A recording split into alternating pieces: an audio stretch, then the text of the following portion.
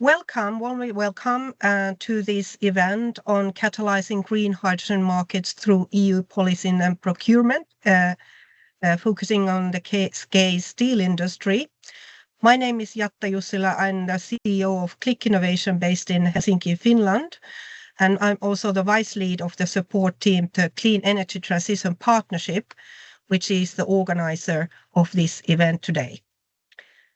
A few words first about CETPartnership, which is a transnational research and innovation partnership for clean energy transition. This partnership is a so-called co-funded partnership, and it funds transnational projects that support the implementation of clean energy solutions. The total budget of this partnership is over 700 million euros. It is co-financed by the EU and more than 30 countries, and it supports both technological breakthrough innovations and also system integration related projects. The ultimate goal is to accelerate the global clean energy transition, as said, to achieve the climate neutrality targets and also to help market creation in this field. Here you can see the countries involved. We have 23 EU countries amongst the partners, and 14 non-EU countries have been involved in different ways since the start of the program in 2022. And for instance, we have from outside Europe, we have had India, Canada, USA, United Kingdom, and so forth involved in the program. This event today is continuation of two prior events that have explored market development for green hydrogen value chains. The first part was about Inside Harvest, and it was organized about a year ago. We had representatives from different stakeholder categories, so to say, from industry, policymakers, from the research world, and the research funders and investors to discuss integration of hydrogen energy, CCU, and hydrocarbon value chains, and to really identify the current status and key research development and innovation needs in these areas.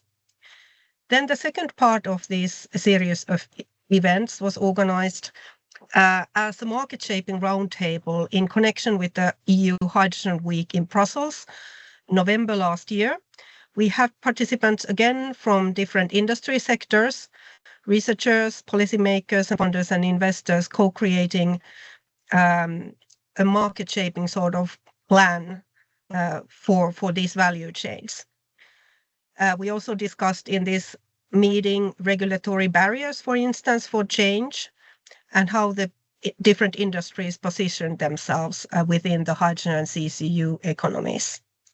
And today then, in those two sessions that we have, sort of the key message or the key outcome from the discussions was that the main barrier for implementation is related to demand.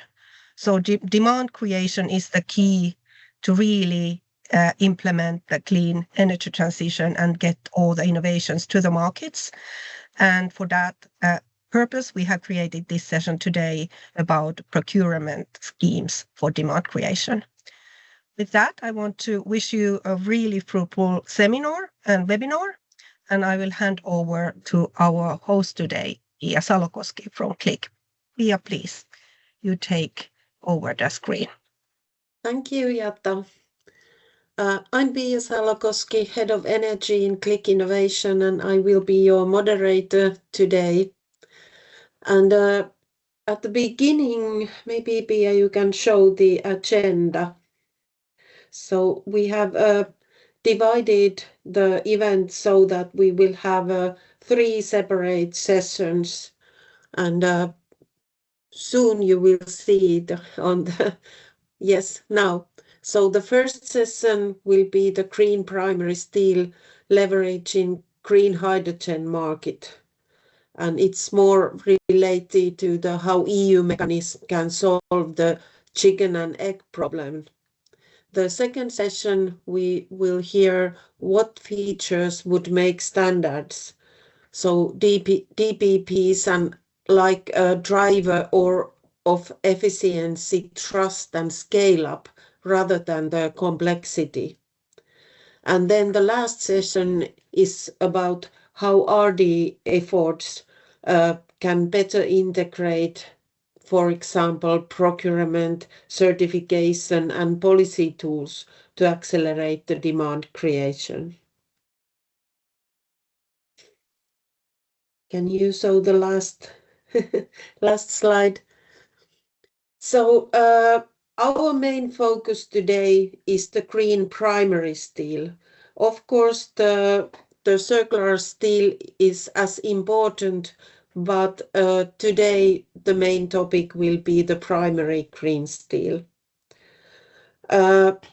Lead market creation as a strategic tool will be handled, and we will look how well timed and targeted actions can accelerate industrial transformation. We will not do any deep dive into RF and BO criteria. It's a very important topic, and it serves to have an own event which is focused on that. But now I would like to introduce our keynote speaker, Mrs. Carla Benoj. She's a policy officer on energy, industry, and hydrogen from DG Klima.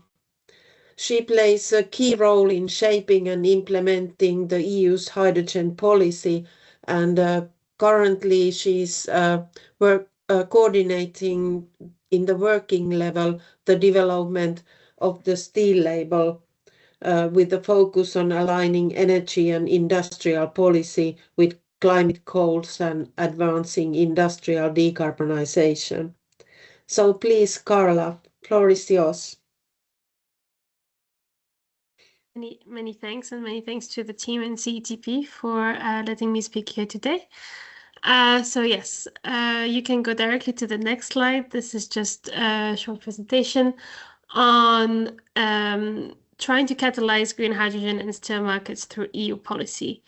I think you have all seen, if you've been following the EU policy, that we had quite a shift in the last years in terms of industrial policy at EU level, coming from, let's say, a more letting the market be, trusting the ETS, and now a bit more hands-on. So I have two main questions that I would like to answer here today, which is how does the Clean Industrial Deal help shape the sustainable and competitive steel industry, and how can the EU public policy create credible long-term markets for renewable hydrogen and low-carbon steel, as well as why we focus on hard-to-abate sectors. We have started this new shift on industrial policy with the Green Deal Industrial Plan and the Net Zero Industry Act. But with the Clean Industrial Deal that was published in February, you could clearly see that also we got basically a flavor of what we would like to do for the next, for the second presidency of Ursula von der Leyen. You can go to the next slide. Thank you. So in terms of the Clean Industrial Deal, I think it's important to put it back in the general framework before going a bit more into details on what it can mean for the steel industry. So the Clean Industrial Deal is clearly a response to strengthen European industry competitiveness. So it's to bring a set of incentives to encourage industrial decarbonization in Europe. It's also very important that it renews the commitment of the 2050 objective, that we are talking about competitiveness and sustainability together and not against each other. It focused primarily on energy-intensive industries and the clean tech sectors, as well as circular business models. So it really, the idea of the communication, was to really build a business case for industries, including steel, of course, based on 6 pillars. To make this business case, I will focus on the first 3 in the next slides, but it is access to affordable energy. I was just finishing the other one. Lead markets, investments, circularity, access to resources, international partnership, and skills. And now you can go to the next slide. Thank you. And of course, access to affordable energy is a key part. It was also at the same time as the Clean Industrial Deal, we had the action plan on affordable energy. So especially I've put things that are less relevant for the steel sector on this slide, but here in terms of industry was really about lowering energy bills to support the rollout of power purchase agreements. So that includes industrial actors. Historically, they are not the ones that have been signing PPAs, but we see that there's a change, which is good to support the rollout of such contracts for access to cheap renewable energy, lowering taxation levels, as well as making network charges more efficient. We also have in the Clean Industrial Deal the focus on faster permitting. There's a lot that has been done in terms of trying to accelerate the permitting for renewables, but here we really expand the scope to grid storage as well as industrial decarbonization. So trying to provide faster permitting to plants that are producing low carbon industrial products. At least that's one of the actions that we propose in the Clean Industrial Deal. And then the gas market task force, but that's less relevant. So we can move to the next slide. And then, of course, to make those things happen, you need money. And here we have really, in the introduction, we heard a lot more on what it is that we try to do on the demand side. And that's also the indication that we've been trying to give in the Clean Industrial Deal. To try to stimulate really the investments on the demand side. So you have three main streams, which is national and EU funding and private investments. Private and national are a bit less in our hands, obviously, at the European Commission, but I will mention them. On private investments, it's really to take advantage of the already existing InvestEU to try to have guarantees left over and have leverage around 50 billion euros to invest in such projects on industry and clean tech. We have also work ongoing with the European Investment Bank to finance innovation and clean tech scale-ups. For national financing, by now the Clean Industrial Stated Framework, or CSAF, has been published back in June, if I remember well, to simplify access to national funding for decarbonization projects. And of course, that includes industry. Then there's also a recommendation to member states to adopt tax incentives. And then to go to the first point, which is really at the heart of what we're trying to do, including in DG Klima, is the announcement of this Industrial Decarbonization Bank, which aims to mobilize around 100 billion euros. And we have coal, and I will talk about it a bit more in the next slide, next two slides, 1 billion euro pilot call, which will be launched at the end of this year for industries, and that will be under the Innovation Fund. You can go to the next slide. Then on lean markets. So really here it's about boosting clean supply and demand. And the two things, and here I think this is the most relevant to our discussion today, of course, because it's exactly what we're trying to do, having hydrogen, secure supply of hydrogen, and then boost demand in terms of low carbon products. So that's especially interesting, of course, to the steel sector. So we have quite a comprehensive hydrogen legislative framework, as all of you probably know. And one of the last piece of legislation that we still need to have back in February was to adopt the delegated act on low carbon hydrogen, which was done on the 8th of July by the Commission. There's still a period of scrutiny by the Parliament and the Council, but the aim is that it should be officially adopted and enter into force very soon. Then we also have the Industrial Decarbonization Accelerator Act. It sounds like we have unfortunately lost the decarbonization of the name, but it is nonetheless a very important aspect, which is planned for the end of this year. So it aims at two main objectives. So really boost manufacturing by speeding up permitting for industry to access electricity and hydrogen, which is what I was talking about earlier in the slides. and then boost demand by introducing notably a low carbon product label, where we will start with steel in 2025, as well as develop non-price criteria, so especially on sustainability and resilience in public procurement for decarbonized industrial products. There is also a revision of the Public Procurement Directive that was announced to ensure alignment with the broader EU competitiveness objective. And then you can go to the next slide. Finally, on this first question. So the steel sector has received particular attention, and there was, I'm sure you have seen, a specific action plan for steel and metals that was published just after 1 month after the Clean Industrial Deal.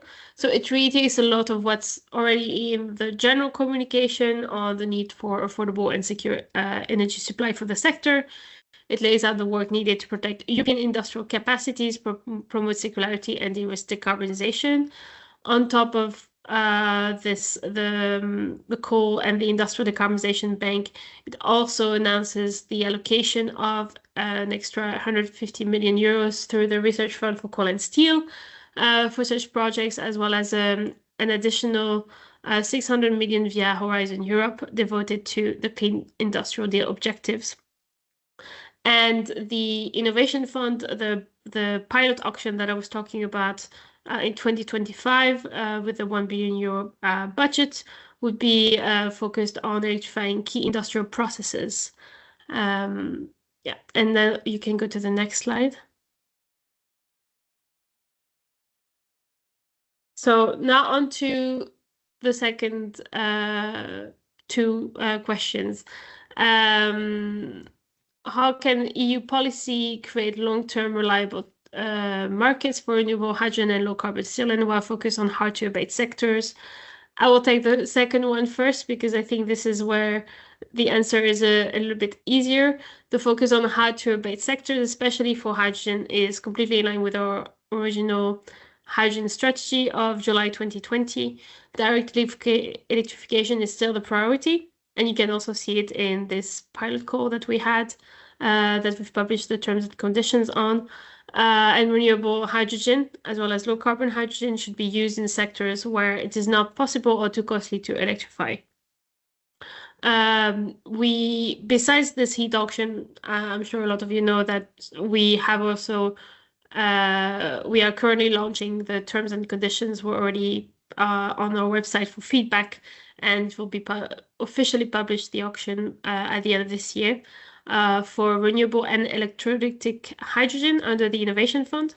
And we see here clearly that the industries and mobility are the main off-takers in those auctions. So we can clearly see that iron and steel being part of the industry, we see the potential in terms of demand side measures.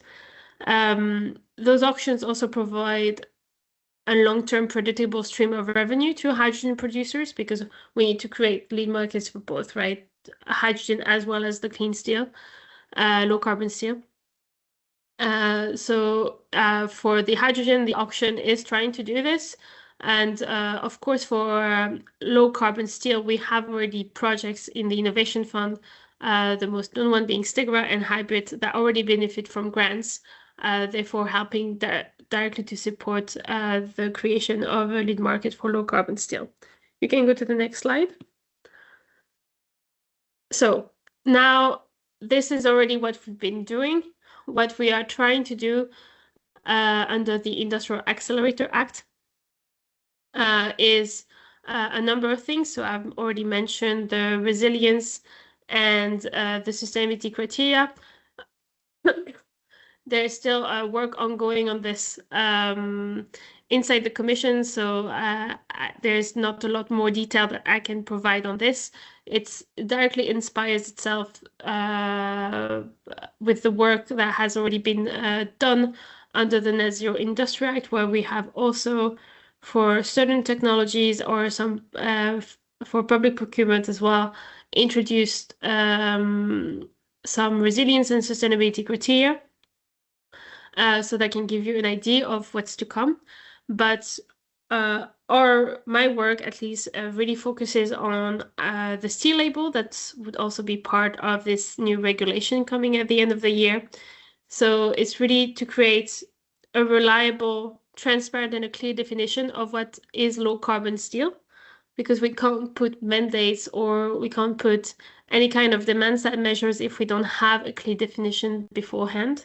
In the Clean Industrial Deal, we have clearly put that it would be a voluntary label focused on the carbon intensity, which will be based on what we already have.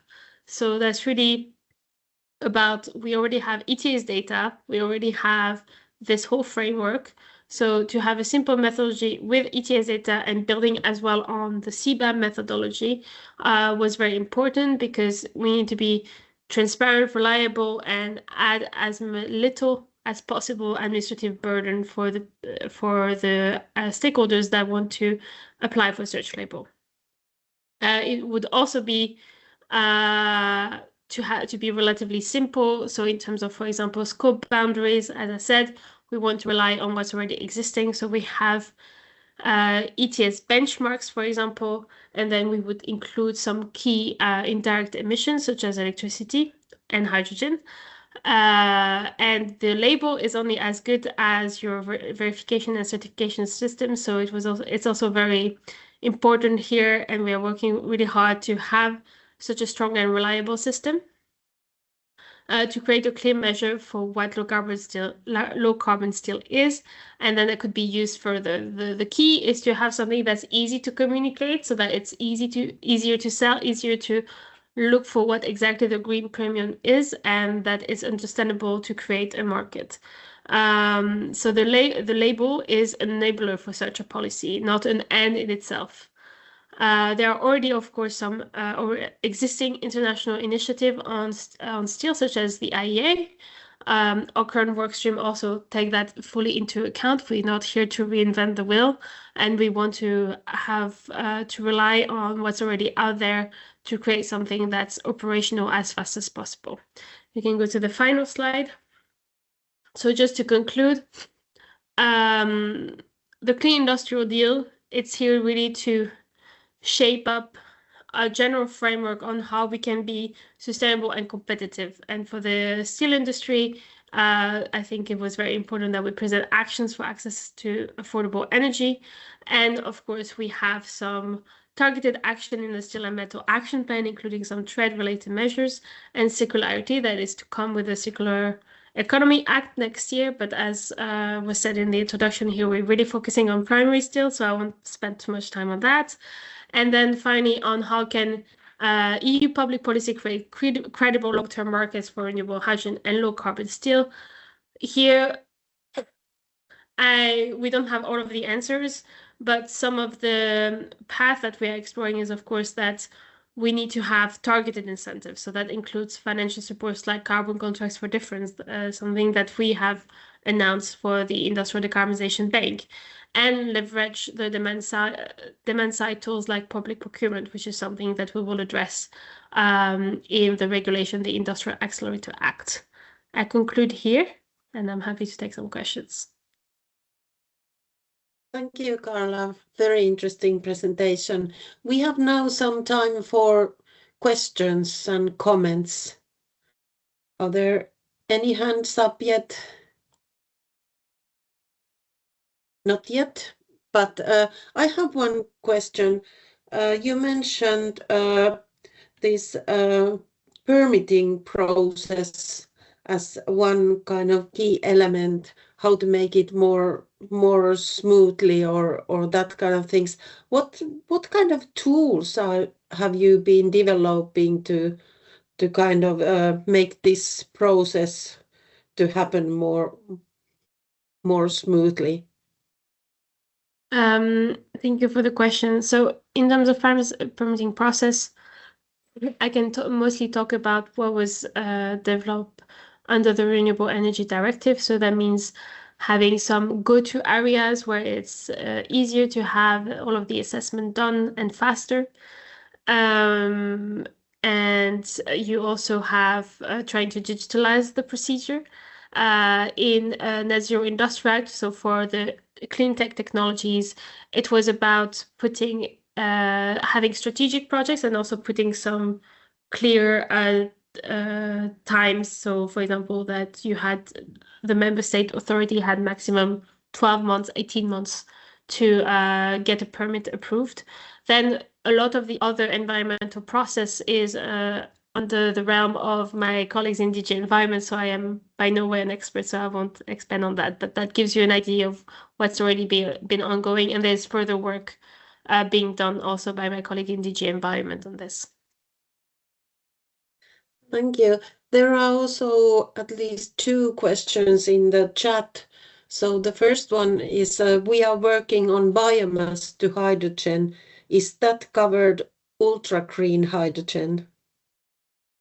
So if the question is it covered by the current legislation? In a way, it is. In the sense that the low carbon hydrogen, low carbon fuels is really called, and the renewable fuels for non-biological origin, they cover things that are not biological. So if you create hydrogen from biomass, as long as you create hydrogen from biomass that is under the sustainability criteria that respects, the sustainability criteria under the red, you are directly counted towards the renewable energy targets. Then in terms of support mechanism, so the hydrogen auction are mostly for electrolyzers, so for non-biological, but the grants are open to any kind of hydrogen as long as you fulfill the criteria that are under the Innovation Fund. Thank you. Then there is one hand up. Nicholas, please. Oh, hi, yeah, thank you.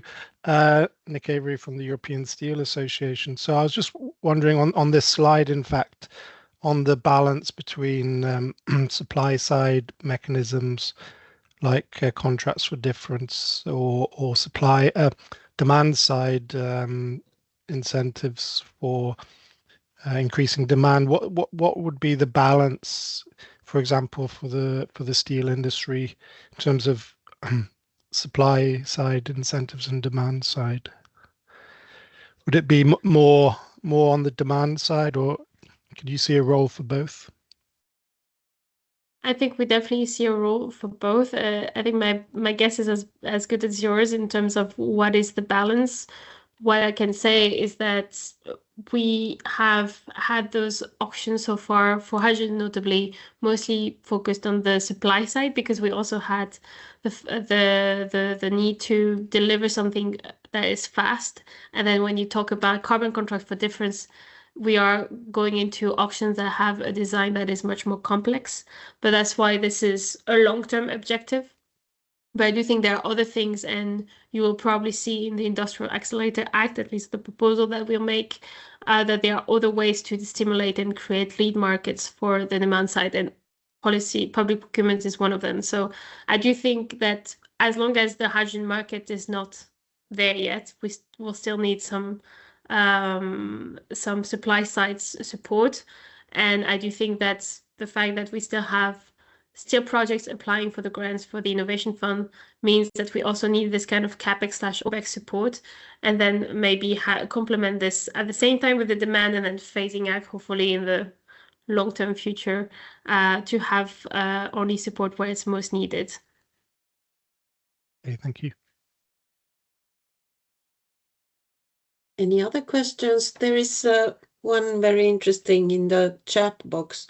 Are the financing funds already available for these kind of projects for green steel, or when will they start to be available? Are multi-country projects allowed?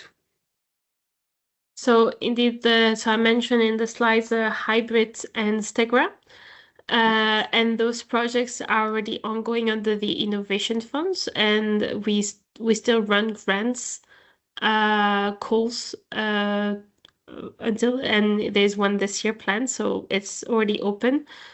And it's usually we have yearly calls under the Innovation Fund, at least till 2030, where we have money from the ETS, and then multi-country projects allowed. The Innovation Fund, the main constraint that you have is that your project needs to be located in the EU or the EEA. So there's no constraints on if you have something that's in, I don't know, Portugal, and you send it to France. And as long as you justify why there is no issue, but you have to be in the EU or the EA. Thank you. I have one question.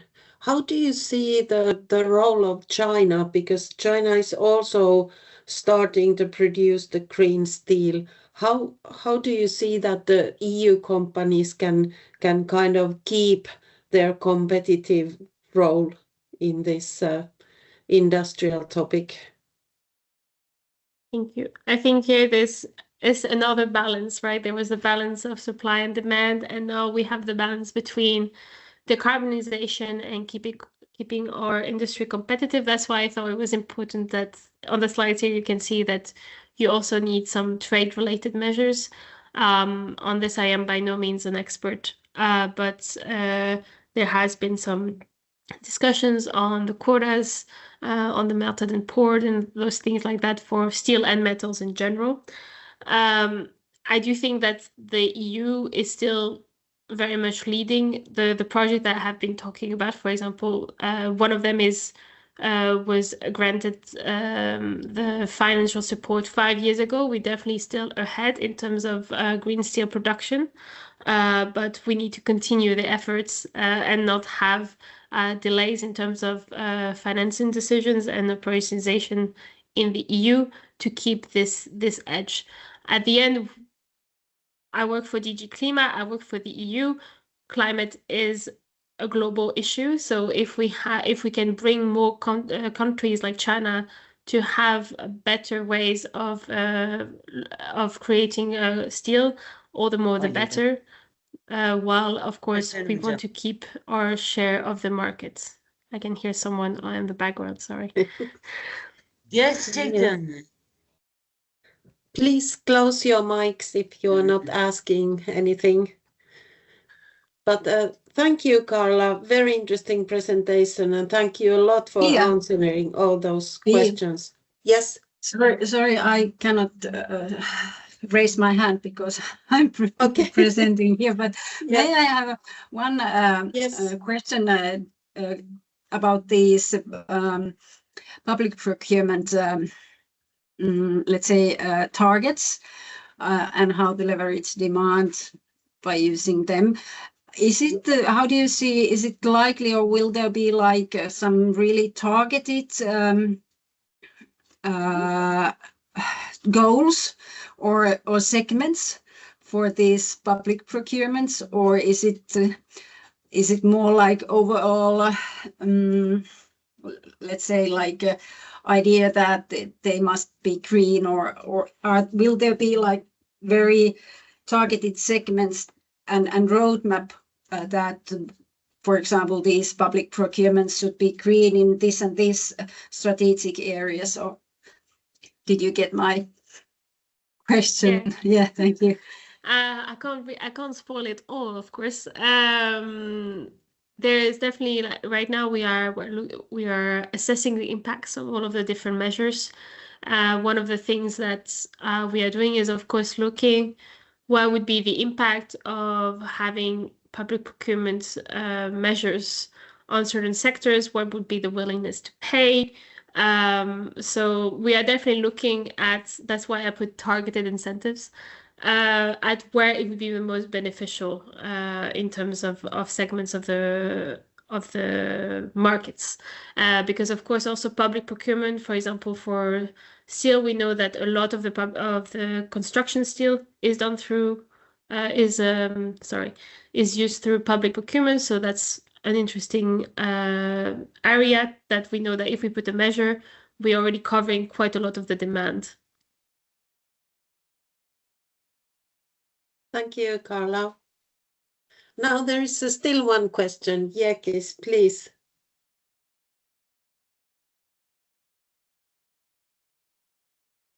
You're muted. We can't hear you. Now it's audible? Yes, now we can hear. Over my question, our officer replied that biological hydrogen means it's not covered under ultra green. My point is only agro biomass, where that's a waste part. that could not be used anywhere, that's burned only in field or anywhere. So we convert into biochar and hydrogen. That's our program. So I think that may be ultra green because it's a natural carbon. Is there a question for me, or is it just the clarification of your process? Clarification of my question. When you said this a biological biomass, so biological biomass, that's a waste part. Agro biomass, where that not be useful anywhere, it's either burned in the field or can be used as a fodder, a very small way. So we can convert that part either in biochar and hydrogen only. So this should be called, because it's a natural carbon, so we should convert into hydrogen as well as carbon only, biochar. As I said, the Renewable Energy Directive, as long as your waste would be covered through the RED, would be counted but directly into the renewable energy targets of the member states. But then, because it's non-biological origin, it's from a biological origin, it's not covered under IFMBO. But it's biological. Yes, I say it's biological, but otherwise it's burned in field or somewhere maybe not to be utilized. So that's a natural carbon. We convert into hydrogen and char. So that should be, because it's a negative, not a carbon utilization from the biological part directly. So it's a waste from the agro. I'm just saying that it's not covered under RFNBO, that's all. I said that it was covered under RED. But yes, I thank you for the clarification.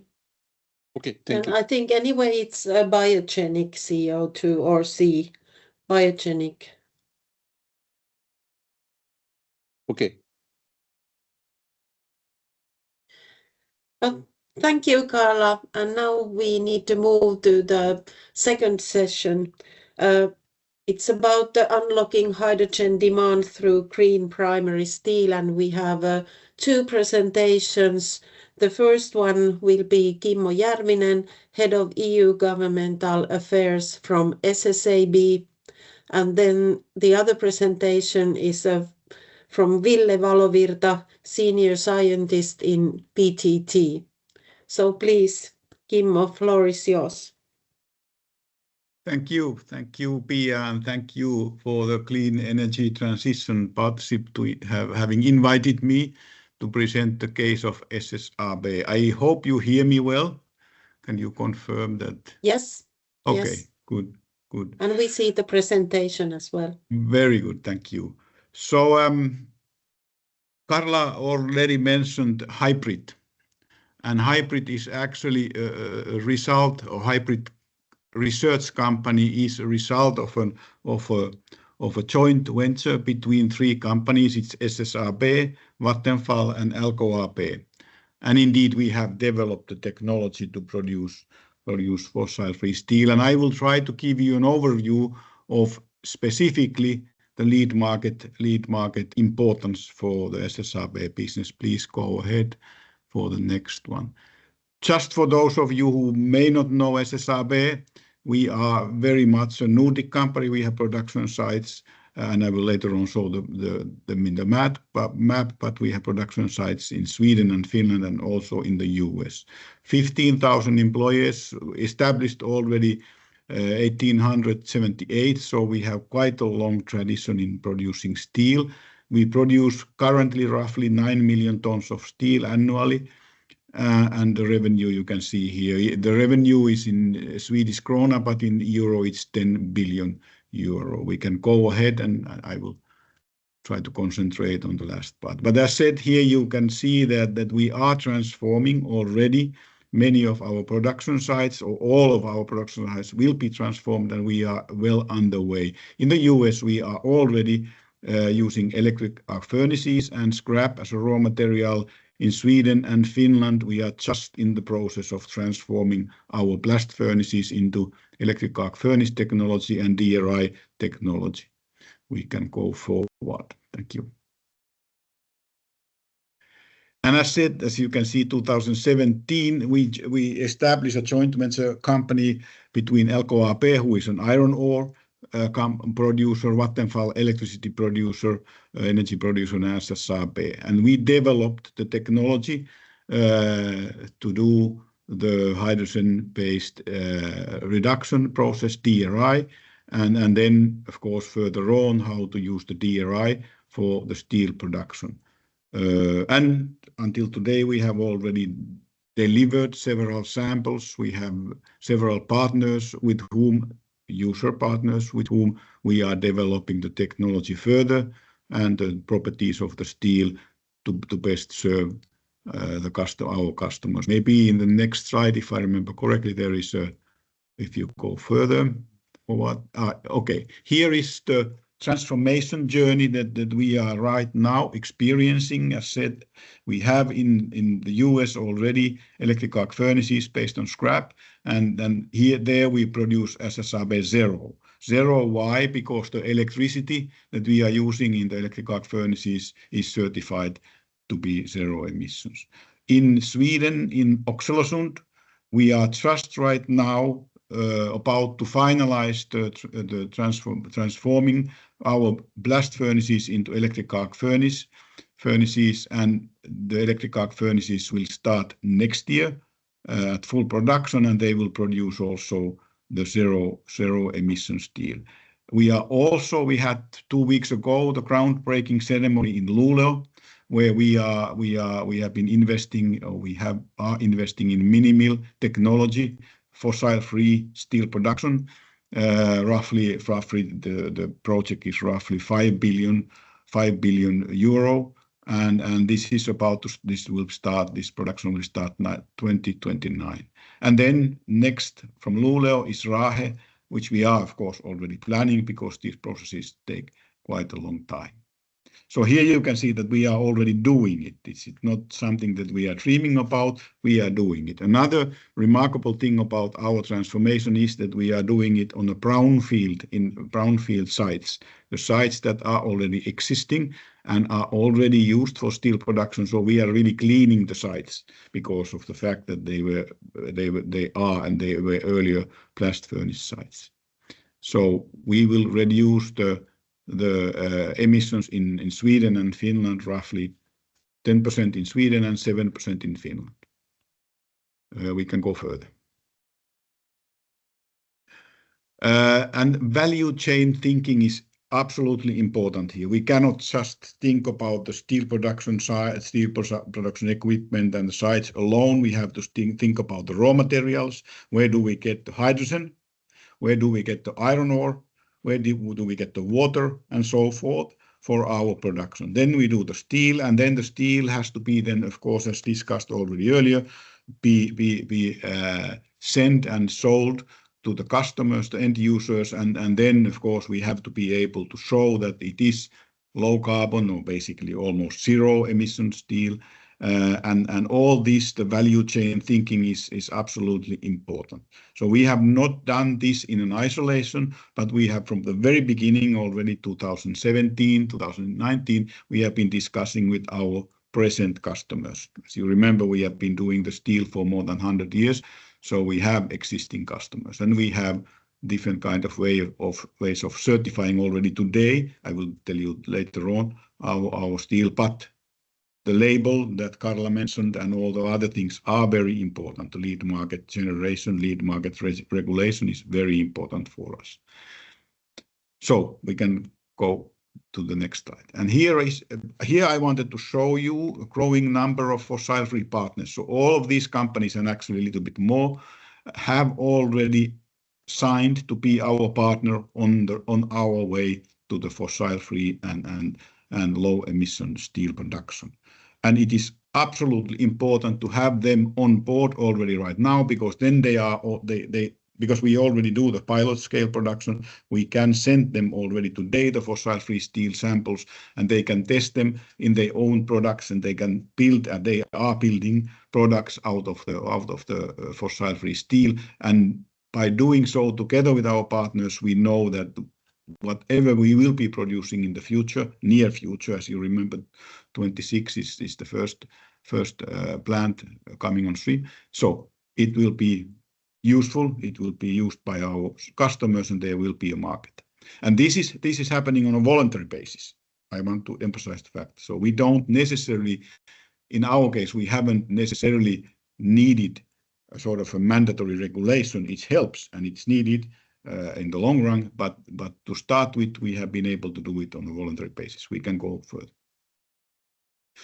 Demand policy support for the transformation, absolutely important because of the fact that the steel today to produce fossil-free steel or SSRB zero, it's more expensive. The production, it's not a secret.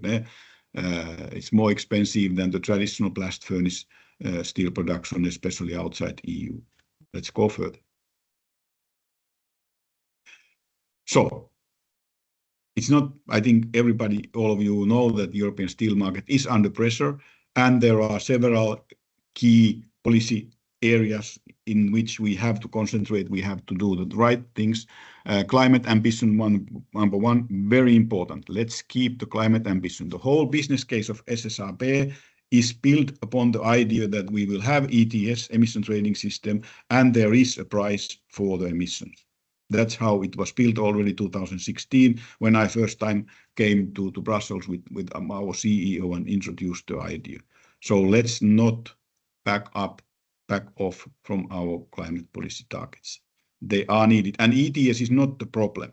ETS has been functioning well. The problems are in other areas of competitiveness, but not in the ETS. Trade, we heard yesterday that the Commission is working on a trade measure, very welcomed, important, and climate and environmental based partly, not only based on the fact that there is dumping to the European market, but also the dumping is highly polluting, carbon intensive, and one way of stopping the importation of emissions is to have a proper trade tools, and I think the Commission proposal is very good. CBAM, another clear example of the EU tools that are promoting our environmental policies. First one in the world.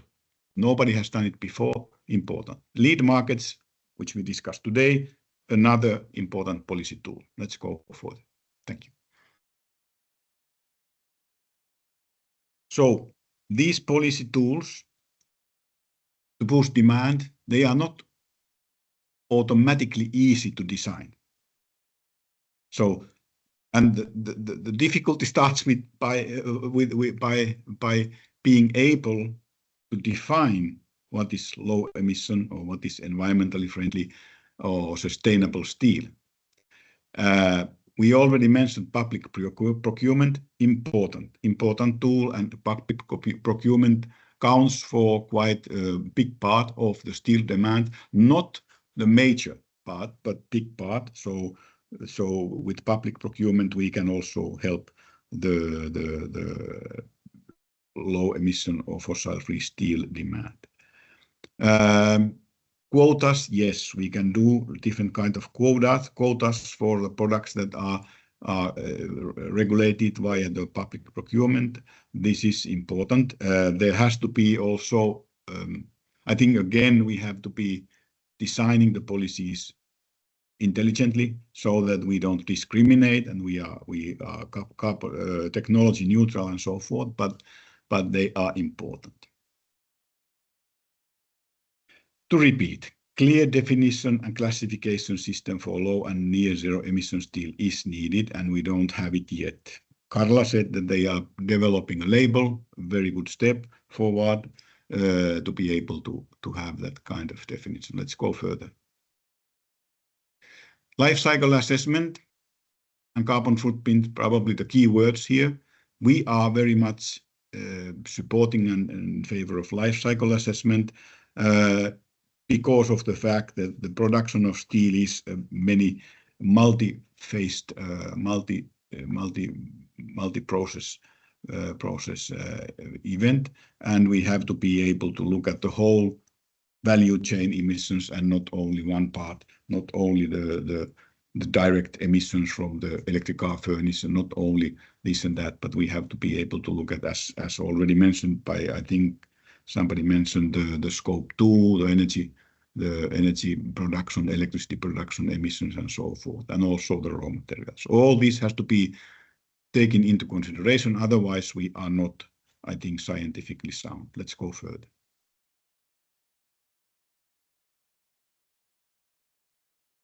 within SSAB, because of the fact that we have been already doing this almost 10 years, and we have been already delivering these samples of fossil-free steel products to our customers, we have had to develop already by today some systems and some method to show that we are low carbon, and we have been using environmental product declarations so far.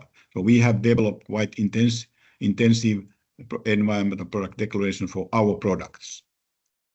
And with this environmental product declaration, which are standards-based and standardized, we have been able to show to our customers that, look, our products are sustainable and they will help you, our customers, to meet your environmental goals. Let's go further. Otherwise I will use too much time on going into details, but just to show you that this is a tool existing already and gives our customers a possibility to evaluate our product and see whether our product helps them in decarbonizing their own manufacturing processes. And it is a product-based, it has to be a product-based for those industries who are using steel. Otherwise, I think it makes their life very difficult if we don't give this kind of EPDs or some other measure on the product level. Let's go further.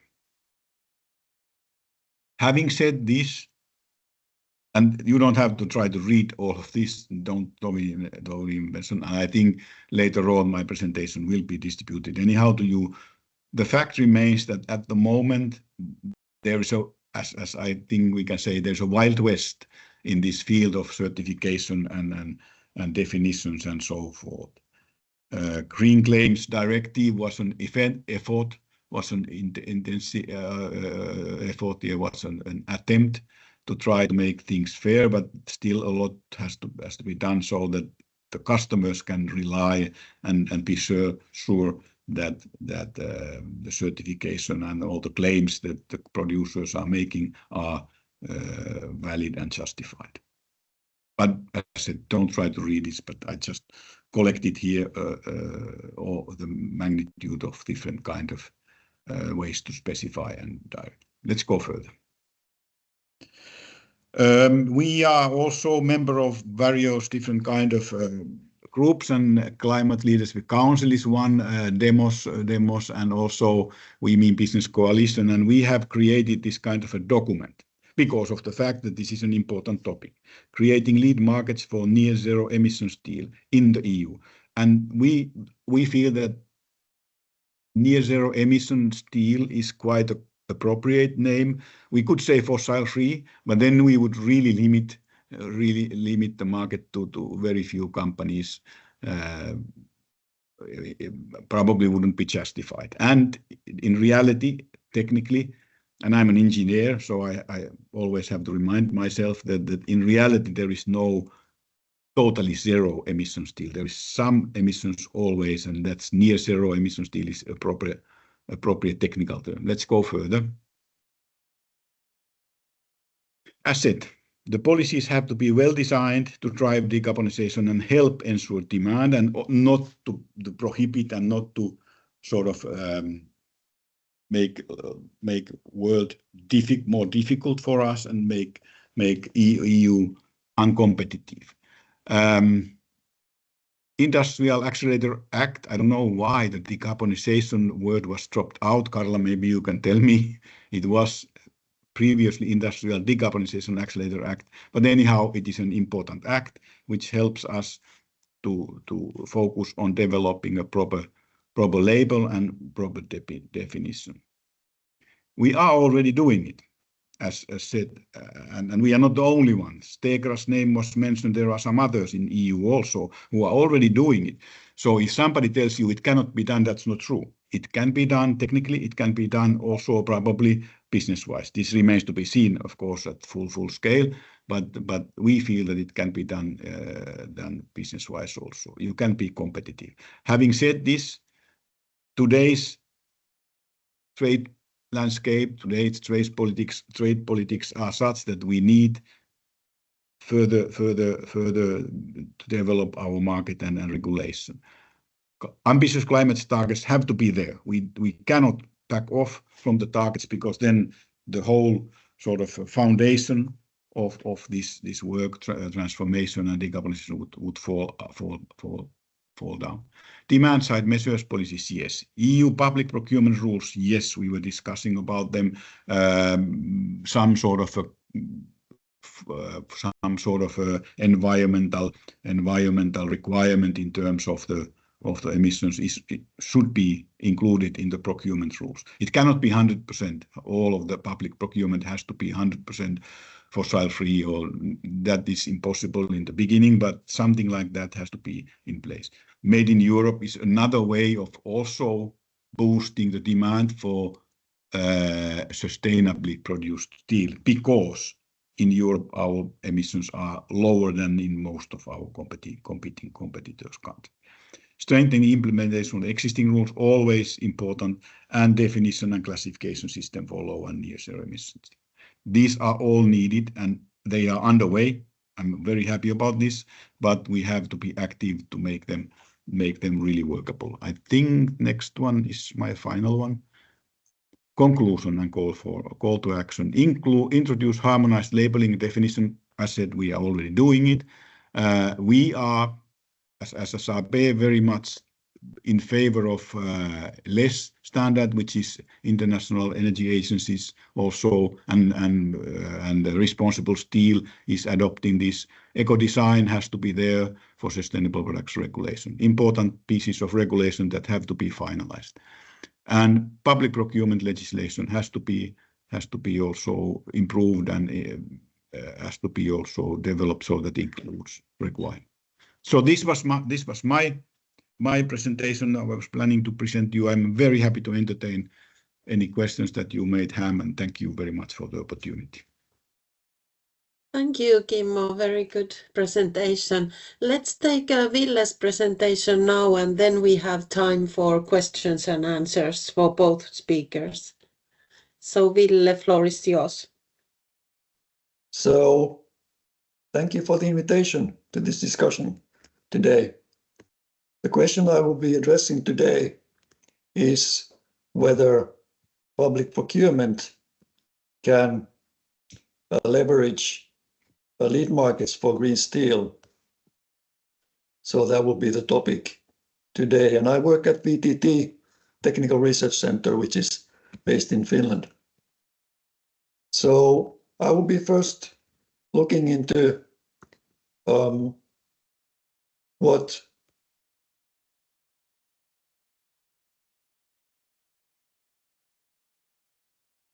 kind of demand there is for green steel by the public sector. Then I will be discussing what type of sustainability requirements can be used in public procurement and how, and then move to identifying some procurement pathways that we can use. And then finally discuss some views on the lead market, how we can move towards a lead market for green steel with public procurement in particular in mind. So looking first at where does the demand come for green steel or steel in general across different procurement categories. So here are some recent examples from public procurements in the Northern Europe. So you would see hospital buildings, schools, cultural venues, sports venues, large infrastructure projects, particularly bridges, different types of grid networks, electrical infrastructure. So those are certainly the biggest categories of public procurement spending on steel items. How much is this out of the total demand for steel? Here's one estimate quite recently done across the EU member states, which came up with the conclusion that it's about 11% of total steel consumption that comes from public procurement.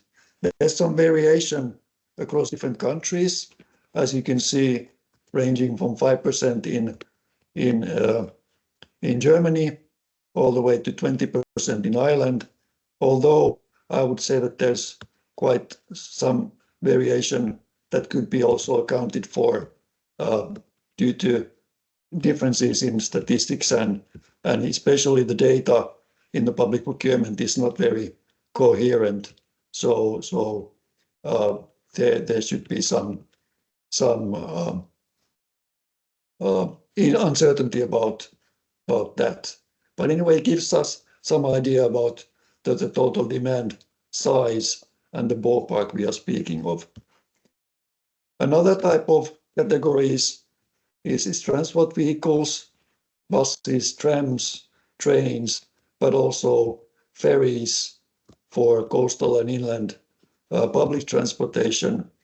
And I would say that this is quite interesting category of public spending, especially from the fact that these vehicles are largely being electrified.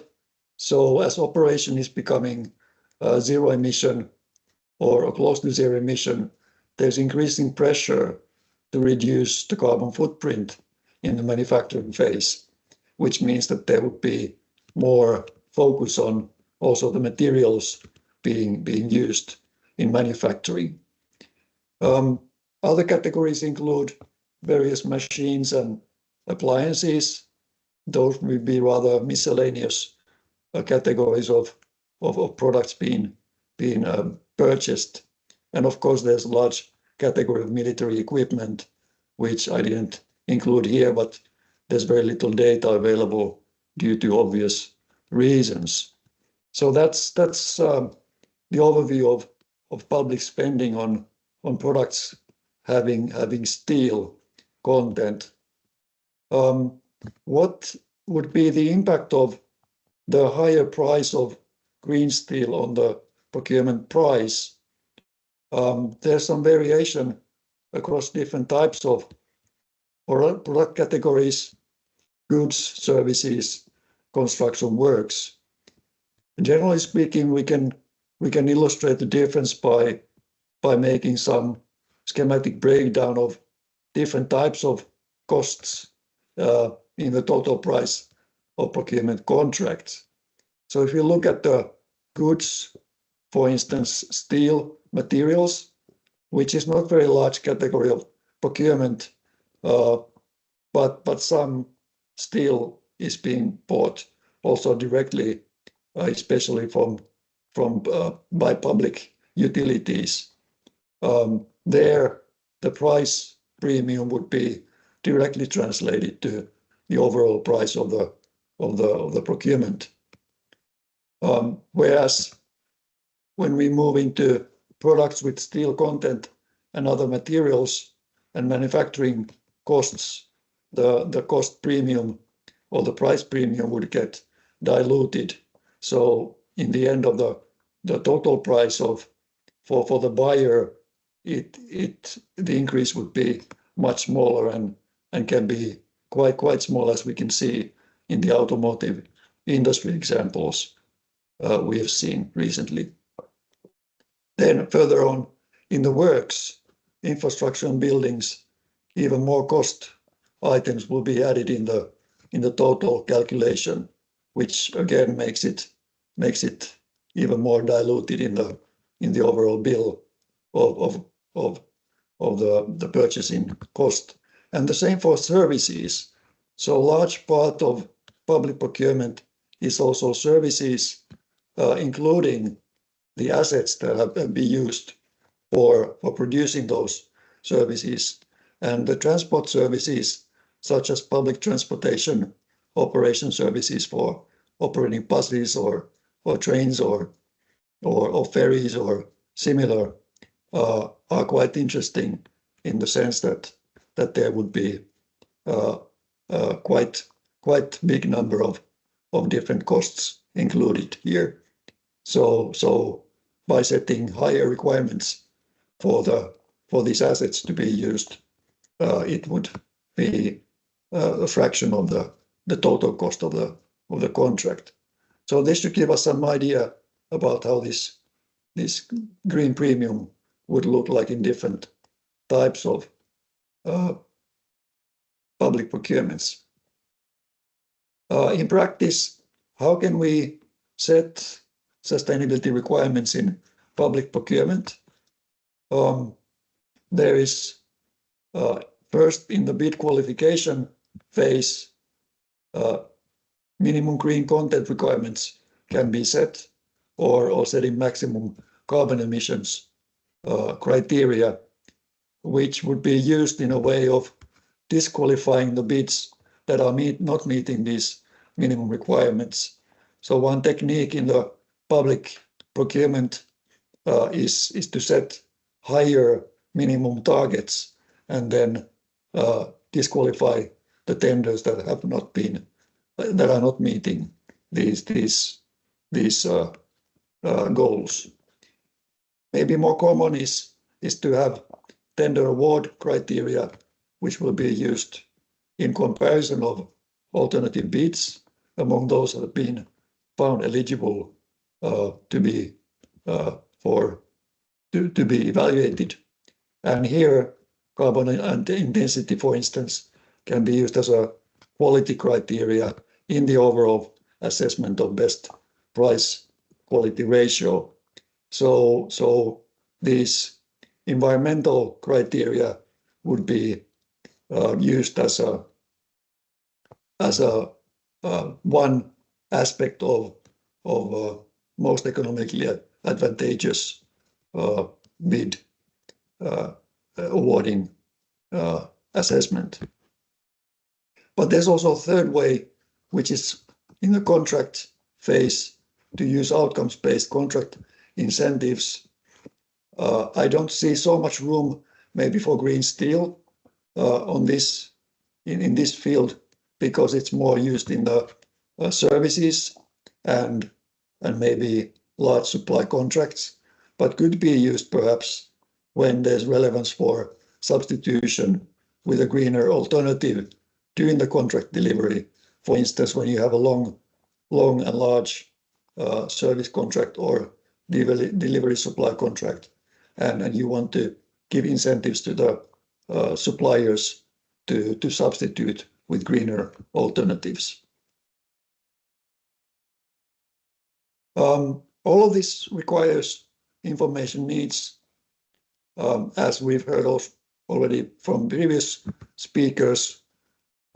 For conducting tender evaluation, there's a need to make a fair and transparent treatment of the bidders, and this requires objective verification of proposals.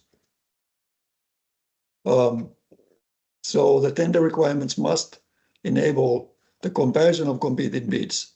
So there must be unambiguous criteria, and also the data needs to be available that can be used for verifying the tenders, whether they meet the requirements or not. So this is not something that is an add-on feature that can create further incentives, but it's a kind of I would say, essential requirement. We won't see much green procurement unless these preconditions are in place. There's a large risk of or at least the risk of legal complaints is considered quite high among public procurers unless these requirements are being met. So we need carbon accounting standards, labels, perhaps digital product passports once they become available to move forward in this space.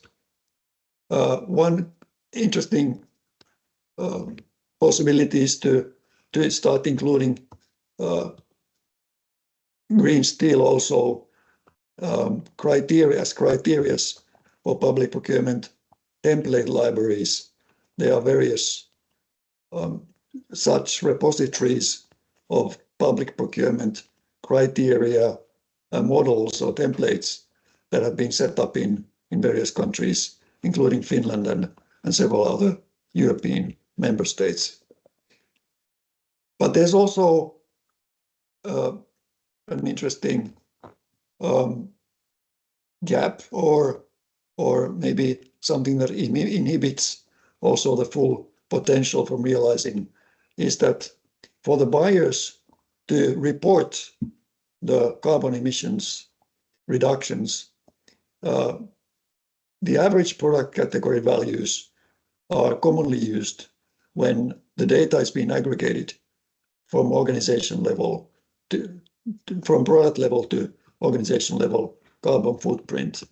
So meaning that when substitution takes place within certain contracts, it doesn't automatically translate into the overall carbon footprint calculation. So meaning that there's a lot of manual work if we want to impute the data from green procurement to the overall organization carbon footprint.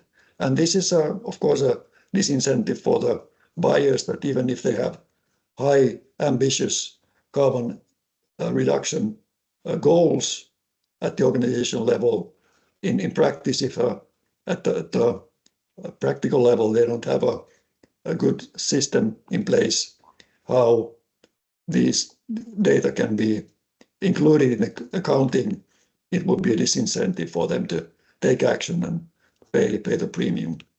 One example where we see positive progress is in construction works, where the building information models already can enable this kind of granular accounting, which is typically based on construction materials, environmental product declarations.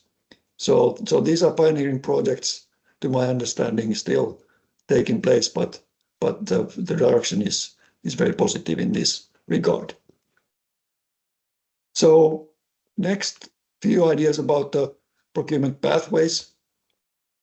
The environmental criteria are certainly essential, but I think public procurement can play a few other roles too.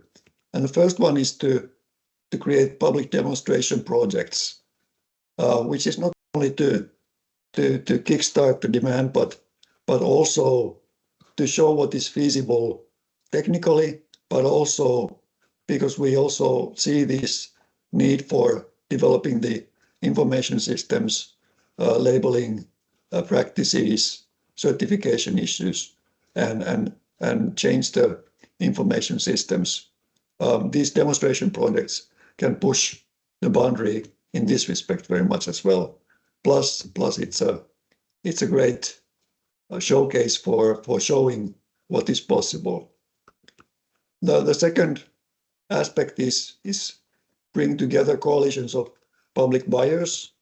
Already some coalitions have been mentioned today. Among the public procurers, there are already positive and promising examples of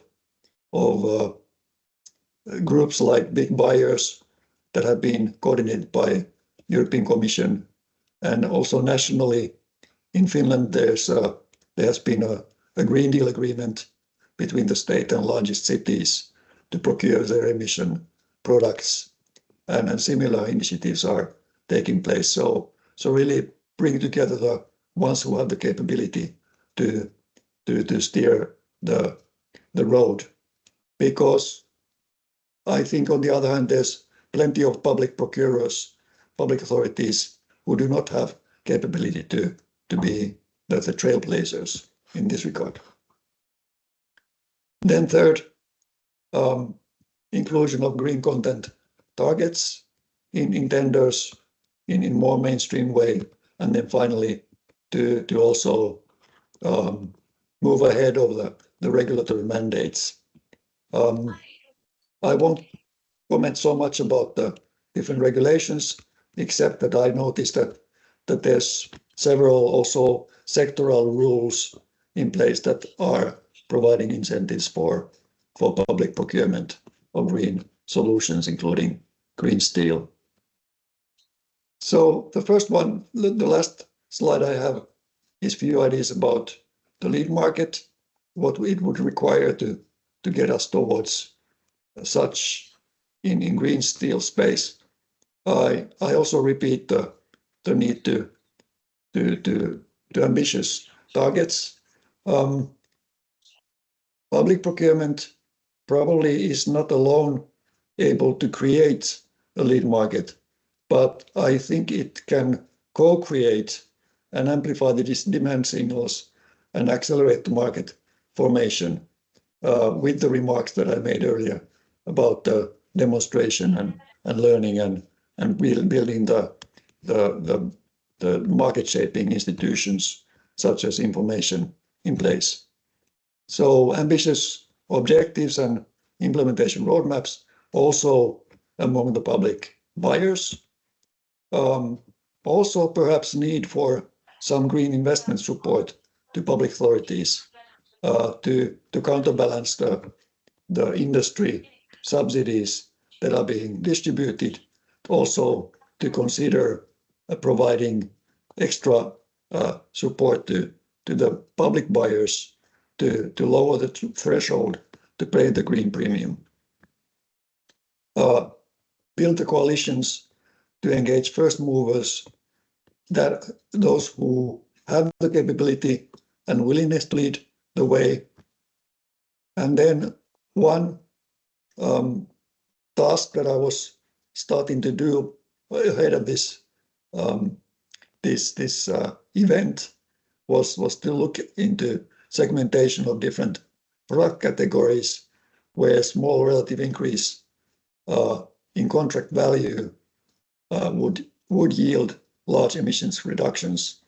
The data is not there yet, so I think it will require another study to look into in more detail in this question, but that will be of specific relevance for public buyers who are constantly struggling with how to set the requirements in a way that it's robust and legally sound.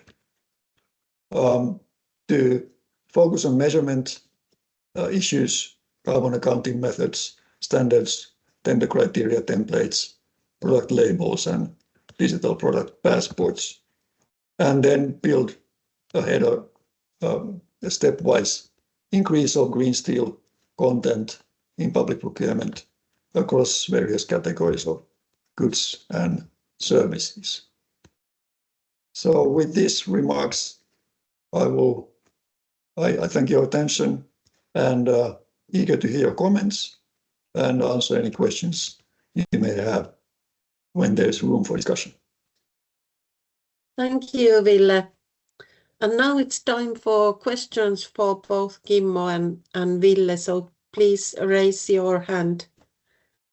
Kimmo, you have a question. No, I was going to compliment Ville, sorry. Yeah. Thank you, Ville, for a very good presentation. Good. I have one question to Kimmo. Can you kind of compare the role of private sector and public sector to create demand for green steel in maybe long term, but also short term? Can this public procurement process start something, or how it affects, in your opinion? This is a little bit philosophical question also, but I have to now draw to my experience in business, because I used to work quite a long time in Finland together with different manufacturing industries, and we were always introducing something new to the market. And my personal view is that the new innovations and inventions, they usually come to the market by some innovative and innovative companies who are ahead of time. And to be able to start something new, you need always a discussion and demand by your customers. And very seldomly, I don't remember any case where the regulation has initiated the market for new products. So my reply to this is that we always start with the businesses, the business people, and innovative and fast-moving business people who are inventing something based on the demand that they see in the marketplace. And then comes the regulation. I don't remember any case, but I may be wrong, and it may have happened, but I don't remember any case where regulation has come first and then the business or the products. Having said this, the regulation and standards have their place in this world. Standards were originally developed in the engineering world to make sure that the products are safe. Standards were not developed in the first place to create a market. They were created by the industry, by the way, to make sure that what is there in the marketplace is safe and sound. So the regulation has clearly an important role to play, and also important role to play to sort of generalize and make the new innovations that have been already happening more acceptable by the marketplace. And there are two kinds of lead market tools. One are the mandatory, another one is the voluntary. And usually it starts by the voluntary, and then later on it becomes mandatory when people see that, okay, something is really, really needed. And I would say that now we are in the phase where we are seeing and experiencing voluntary actions and voluntary rules, and then later on these voluntary things develop into the more mandatory ones. But then they will be part of the regulation for sure, and the regulation helps to create, increase, and maintain the market. I hope I was able to give you a view of this one, Pia, because it's not an easy question that you ask. No. But it's very important to understand the market. Yeah. I have one additional question. Which industrial sector you see the most important? Is it the car manufacturers or something else? For us, it's really automobile, overall vehicle manufacturing, not only the passenger cars, but also many of the specifically many of the European vehicle manufacturers, and also utility vehicle manufacturers and industrial vehicle manufacturers, mining industry and other are important customers. Shipbuilding is important customer for us. So those are important, but for steel, you know that steel is used almost everywhere, so it's difficult to say that some sectors are really the only ones. No, every sector has a potential.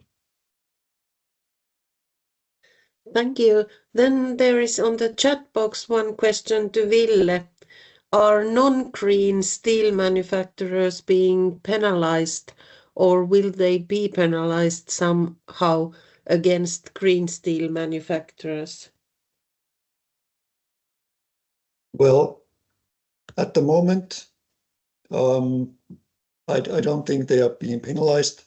There's been discussion about the upcoming regulation, so some gradual targets might be upcoming, and I might not be the right person to answer the details on these prospects.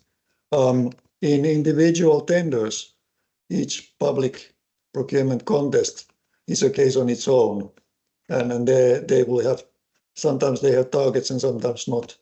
And certainly if we want to leverage the potential of public procurement and public spending on construction and vehicles and different other goods, then certainly there will be some prioritization of green steel that needs to take place.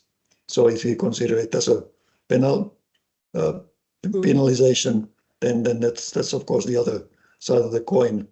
But how it matches with the upcoming like trade rules and carbon adjustment mechanisms, I don't have the best overview what has been thought about streamlining of these different requirements. How do you see, Ville, can EU demand-side policies help create the lead markets for green steel and also green hydrogen? I think they can help, yeah, especially in combination of like regulatory demand pool, the ETS system, financial incentives to buyers, and then this market shaping support, particularly for building the capabilities for carbon accounting and product evaluation. So I think it's really a bag of different tools we need to employ to make it happen. So to create a lead market by public procurement alone, that can be a bit a tall order, but working in tandem with these private off-takers that Kimmo was already mentioning, to accelerate and amplify this demand boost. So the role should be to demonstrate, aggregate this demand and mainstream and put some speed on the transformation. And then I have still one question to Kimmo. How do you see the competition in the market? Because now all the global competitors accelerate investments in green primary steel. So is there some special policy actions which EU should do or prioritize to kind of ensure the European steelmakers' competitiveness? A very good question, an important question.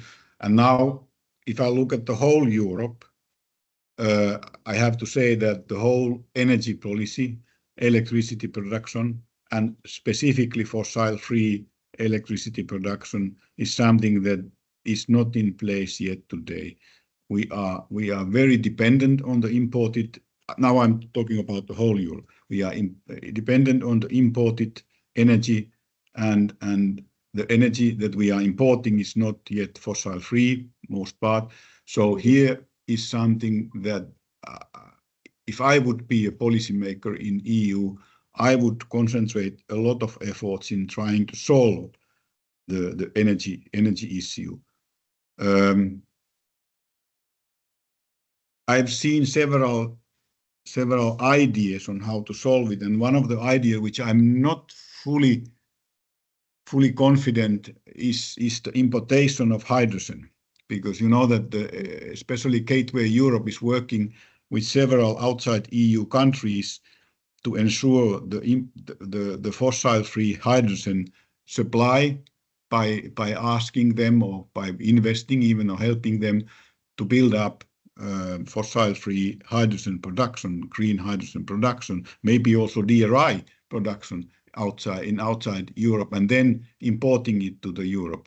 And I see there a little bit of a repetition of a situation that we had with natural gas, which was imported to Europe, and we became dependent on natural gas, and then we are today actually suffering from this decision. And I would really think that we should concentrate in Europe on building up our energy supply so that it is less dependent on the imports. In Nordics, we are in a little bit different situation, luckily, so that we have quite a stable and resilient and good supply of power, energy and electricity, and it's even fossil-free most part. So this comment of mine earlier refers mostly to the Europe or the other European parts, but it is important. And I would really think that this is one of the things that we should try to emphasize more. I don't see the present proposals in the electricity market design to really being able to bring down the electricity cost and also to make the electricity supply fossil-free or low emission. So this if there would be one thing that I would have to choose, I would choose the energy. Thank you, Kimmo. There is still one question to you in the chat box. What was your cost increase using hydrogen, green hydrogen, compared to your previous hydrogen origin? And which technology are you using to produce green hydrogen? This is a difficult question because within SSAB we have what is called a silent period. We are a publicly traded company and we have a silent period right now.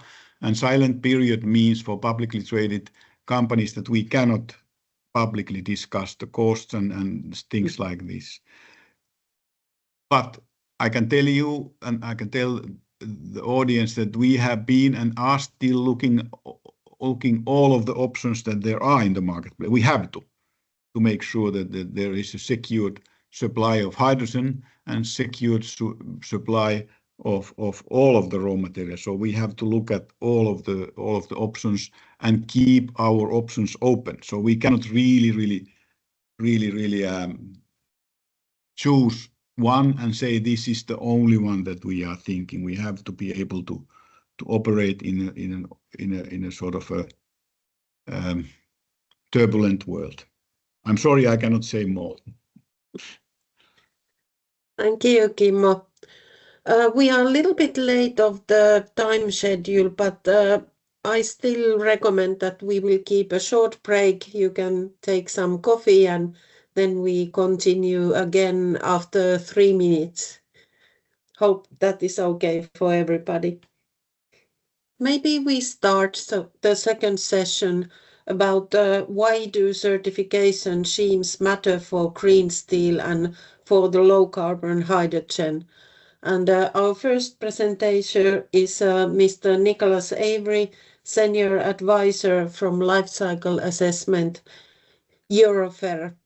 And the second presentation is Mr. Jean-Luc Vietor, Head of Buildings and Industry from ECOS, the Environmental Coalition on Standards. And then the last one should be Mr. Mathieu Boisson, Managing Director of the Certif High. So let's start with Nicholas' presentation. So the floor is yours. Thank you, Pia, and thank you for the invitation to present to you. So yeah, I'll be maybe taking more of a policy perspective and also looking at some of the standards going on. So yes, please, next slide. So yeah, just to set the scene in terms of the EU steel industry is obviously of strategic importance to the EU's resilience and economic security, and it provides lots of highly skilled jobs. And we're also targeting at least a 30% reduction in CO2 emissions by 2030. And it's actually 55% if you compare it to 1990 levels, but 30% from 2018 as a baseline. And of course, then to go to 80 to 95 reduction, according to the low carbon roadmap that was published by Eurofer some years ago, to achieve those. And of course, in order to do that, there needs to be a business case for and enabling conditions. And as it was mentioned before, I think the trade measure, an effective carbon border adjustment mechanism, and of course the clean and affordable energy and materials. So in that we include the electricity and hydrogen and scrap. And fourthly, but not least, is the stimulating demand for low CO2 products. So what we mean by lead markets. So we need all of those really in place for businesses to see the business case to make sure that there's a return on investment in decarbonisation projects in Europe. Next slide, please. And of course, there's demand side and supply side. So supply side mechanisms on the left side, as it was previously mentioned by Carla, carbon contracts for difference, for example. The Innovation Fund can cover both CapEx and OpEx costs. And at member state level, this is also possible, but not all member states can fund equally. So I think the preferred solution would try to move a lot of the cost onto the demand side. So trying to get the market to pay basically for the lower CO2 products, and this price premium should reduce reliance on government support. So if there's the customer's willingness to pay through incentives and other requirements can cover those additional costs. And of course, there's private customer procurement policy or commitments, but probably the most effective way is through legislation on product requirements or incentives, basically. Next slide, please. So for lead markets, we've looked into what is the current situation, and for green public procurement, and I know Ville in the previous discussion was mentioning, I think 11% for public procurement as a steel demand, but if we actually look at who's actually specifying green criteria for steel products in public procurement, so green public procurement, it's probably much less than 5%. So a lot of the criteria in public procurement is still based around price and not necessarily specific requirements on steel. So, but yeah, there's potential for it to grow to be about maybe 15% of EU demand. And of course, it's different for different steel products. So you've got long products and flat products. So your long products tend to be more used in construction applications. And so, yeah, that's also a consideration when you look at public procurement as to which specific products are going to, be most affected by those policies. So what we're asking for is also a minimum EU content, because of course the EU steel industry will be investing heavily in decarbonisation. So we're not only looking at recognizing EU content in public procurement, but also private procurement, as well as regulatory and fiscal incentives. That's basically to recognize the importance of the EU steel industry, as well as already its progress and continuing investment in reducing CO2 emissions. And then next to that, we also want the demand side requirements and incentives for specifically on low CO2 products, which would increase in ambition over time. Next slide, please. In terms of measurement methodologies, there's a lot out there at the moment, specifically on steel. So you see all the logos on the right-hand side are all organizations and companies that have signed up to, looking to harmonize measurement methodology. So some of these organizations have their own labeling schemes already for CO2 reduction in the steel industry. For example, the LESS label, also responsible steel, and others. So the idea is to start mapping those different methods. Each may be measuring a different level of detail in the production chain, and how those compare, seeing where we could get a core interoperability or coverage of specific processes and emissions, and maybe looking at mutual recognition. So that work is ongoing. And also at a European level, the European Commission is also looking at methodologies used in different EU policies for carbon accounting, and seeing if there can be synergies addressed even within the EU policies. So next slide, please. And the Joint Research Centre did an analysis of all the different labelling schemes that are currently being used on a voluntary basis, and put them into sort of 4 boxes in terms of their approach and how they consider thresholds, and how it's mapped over time.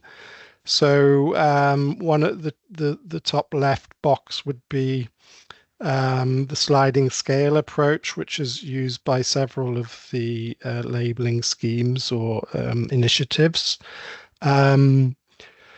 Next to that, on the right side, is more looking at the decarbonization pathways per technology route. So maybe the blast furnace, basic oxygen furnace routes, and the EAF route separately, whereas the sliding scale approach sort of tries to combine that by putting the CO2 emissions as a function of the scrap usage.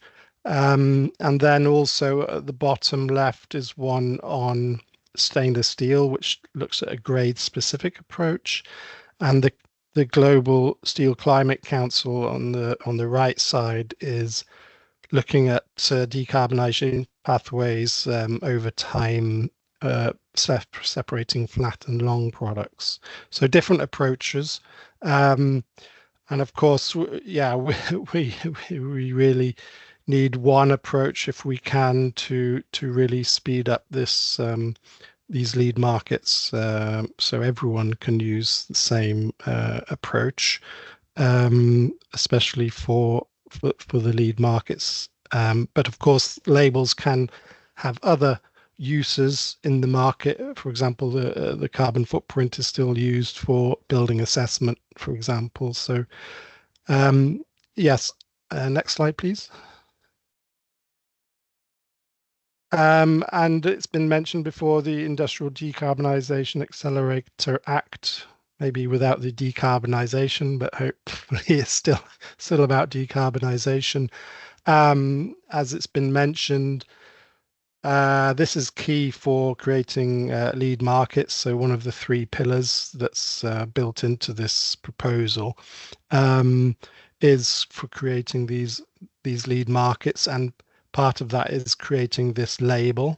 So I think this is a key element, and that will also look at using ETS data and building on the CBAM methodology. So trying to keep it simple, and then trying to use that also in other labeling initiatives or policies that will come up, like the ESPR, which will be on my next slide, to expand what's in the carbon intensity label that's being proposed. Next slide, please. So yeah, under the ESPR, which is Eco Design for Sustainable Products Regulation, we have steel as a intermediate product being selected under the work plan to be prioritized, and that work's ongoing. And that will also take the proposal from the Decarbonisation Accelerator Act and build that into product requirements, and those would apply to all products put on the market, which is different to the IDAA, which is more of a voluntary approach. This would be more mandatory. It could be mandatory as information requirements. So looking at saying where you are in terms of your carbon emissions and where you are in terms of performance as a reporting element. And then performance requirements would mean, you have to be below a minimum performance level. And this sort of information would be put through the digital product passport. So it's more of a streamlined and machine readable way in which this information can be assessed, so to minimize sort of costs to industry. But also within the regulation is the ability to set minimum requirements based on the 2 highest performance classes in public procurement, but also for member states to also use those 2 high performance classes for any incentives. Okay, and next slide, please. So, and this is, I think my last slide is also mentioning some other regulations which can play a role in the lead markets. So the IDAA and the ESPR labels would be probably key because they're specific to steel products. Construction products regulation and its related energy performance of building directive will also set for products, construction products, mandatory greenhouse gas reporting, also through the digital product passport. And again, the member states and green public procurement would also have to target those 2 highest performance categories. And you would also have these CO2 limits set at building level. And then for vehicles, we've got the end-of-life vehicles regulation, the CO2 emission standard for cars and vans, which is up for review at the moment, and the Clean Corporate Fleets proposal. Again, these could also drive the uptake of low CO2 steel, potentially in the type approval under the ELV that the vehicles have to reach certain recycled content of steel in the vehicle, but also potentially share of low CO2 steel. And of course, there's a life cycle assessment methodology being developed to help reporting of life cycle CO2 emissions. And again, you could use that methodology to give credits for using green steel in vehicles, for example. So there's lots of opportunities for where this labeling could be used. And of course, lastly, Net Zero Industry Act also sets requirements on resilience and also minimum environmental performance criteria for public tenders like wind contracts. And again, such a labeling scheme could be used in those criteria. So lots to look forward to. Thank you very much.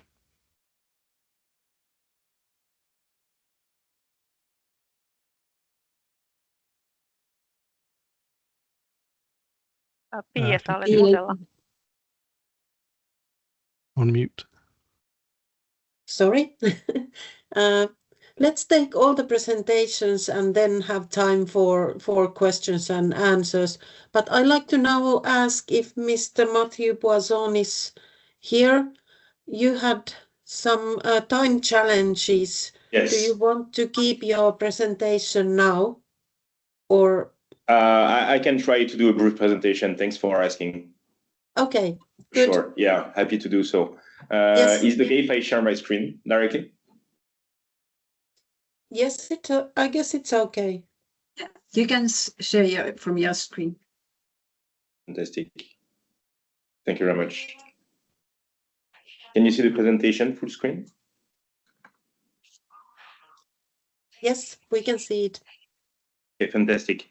Hi everyone, and thanks a lot to Click for having me today. So I would like to briefly discuss about hydrogen certification and what it means in the context of the green and low carbon steel industry. There we go. So first, as an introduction, I think that here, and especially with the presentations just before, we are all aware that at the European level, we have set very ambitious target to decarbonize the transport sector, but also the industry by incentivizing the use of clean hydrogen, clean being usually said as low carbon or renewable. We know the different policy targets from the Renewable Energy Directive in the transport sector, but also in the industry. We have a framework to define what renewable hydrogen means. This is what we have as the so-called RFNBOs for renewable fuels of non-biological origins. But in the middle of all those policies and different initiatives from the industry and the steel industry especially, we see that there is still a bottleneck that is still here that is going to be a very important enabler for adoption, which is trust. If you look at the latest IEA Global Hydrogen Review from September 2025, they are clearly stating that certification and labeling are going to be an enabler to help consumer trust low emission claims and help preventing greenwashing. I would go even further than that because actually I think that certification is not just about the constraints and the avoiding negative things. It's also about creating value and creating business. And so in the middle of conversations where usually we are talking about renewable hydrogen, low carbon hydrogen certification as a constraint, as something that could be cumbersome, as something that is going to cost money. At Certify, we actually believe that certification is a key element to unlock business value for renewable and low carbon targets. We see different ways. We see different drivers for this value to be created. The first one being relying on purely voluntary targets and voluntary markets, which would be in very specific example. Let's say that like a car manufacturer is looking to procure green steel because they want to promote to their client, to their customers, the fact that they are selling and manufacturing lower emission vehicles. Then one of the drivers for them would be to voluntarily opt into buying green steel, and green steel could be produced out of green hydrogen, for instance. So this is something that is usually sustainability driven. This is all about marketing, CSR, and taking a specific position in the market. We have plenty of examples in the EU, but also across the globe. For renewable electricity, we've been using the guarantee of origin system for more than 20 years. But also we have the same thing for now hydrogen, but also heating and cooling, biomethane, and so on. The premium value here is completely driven by supply and demand. So if the demand for green hydrogen is very high, then the price is expected to go up. If the demand is very low, then the price is going to lean towards zero. We see that there is actually a stronger driver, which is compliance and regulatory targets. This is what I just mentioned about the Renewable Energy Directive, about those targets in the industry and in the transport sector. This is basically from the EU, something that we would be calling as a strategy of the stick, where certain economic operators are going to be incentivized to meet certain regulatory targets. They can be incentivized by the way of subsidies. They can be incentivized by the way of taxes. Each member state usually has its own kind of flavor on how they are implementing this. If you look at the past, if you look at the difference between voluntary market and compliance-driven markets, the latter one usually drives the most value.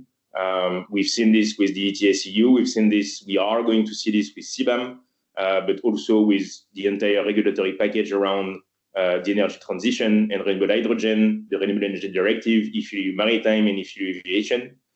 So in the event of likewise targets in the steel sector, this is also something that could become highly relevant and would be driving lots of value for both the producer and the consumer. So this is where Certify comes in. Certify has been a pure player in the field of hydrogen and fuel certification for more than 10 years now. Briefly, our role as a certification scheme is to take a set of requirements. Those requirements, they can come from the industry, they can come from policy, they can come from specific legislation. And we took those requirements and we translate them into operable and actionable certification systems. So basically what we do is that we provide solutions to help consumers, producers, intermediaries, traders, proving in a very trustable and transparent way that they are complying with certain requirements, which then is going to entitle them to get some premium value for the product that they have been producing or consuming. In this case, we would be talking about green hydrogen. We would be talking eventually about green steel.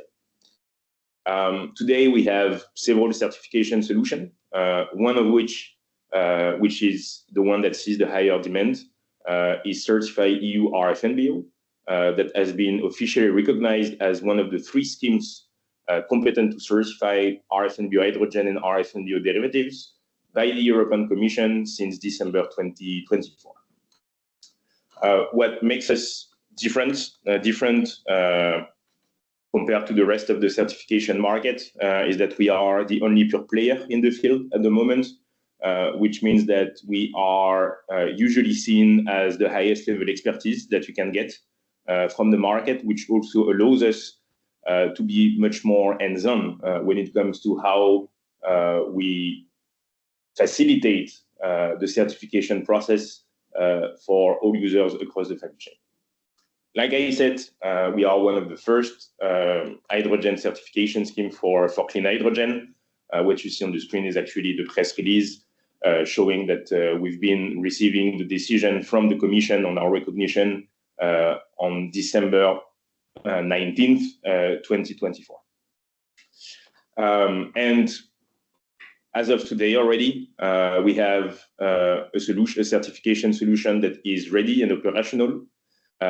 We have been developing Certify through the idea of an ecosystem where Certify stands in the middle, and then we are at the crossroads between many types of actors that all are going to be extremely relevant in the context of hydrogen and e-fuel certification. On the top left of the screen, you see our stakeholder platform. The stakeholder platform is a membership-based organization. You can see some of our members on the top of the screen. This is the platform that we have developed so that we can involve every relevant stakeholder in the market to give them the opportunity to be part of the shaping and development of the certification solution. So in other terms, you get to have your say, and this is our way of getting the feedback that we crucially need from the market directly to understand that understanding from our side that not only we need to develop certification solutions that are going to comply with requirements, but we also need those certification solutions to make sense in the context of the development of green hydrogen, green steel projects. We are covering the auditing part of our certification scheme, not directly, but through certification bodies. So very large, usually large certification companies. You know, most of them, we are talking about the TÜV Süd, the Bureau Veritas, the SGSs of the world. Those certification bodies we train and we formally recognize so that they can be authorized to conduct audits and verification according to the certified certification system. As of today, we have 6 certification bodies already fully recognized under Certify, and we should reach 10 by the end of the year.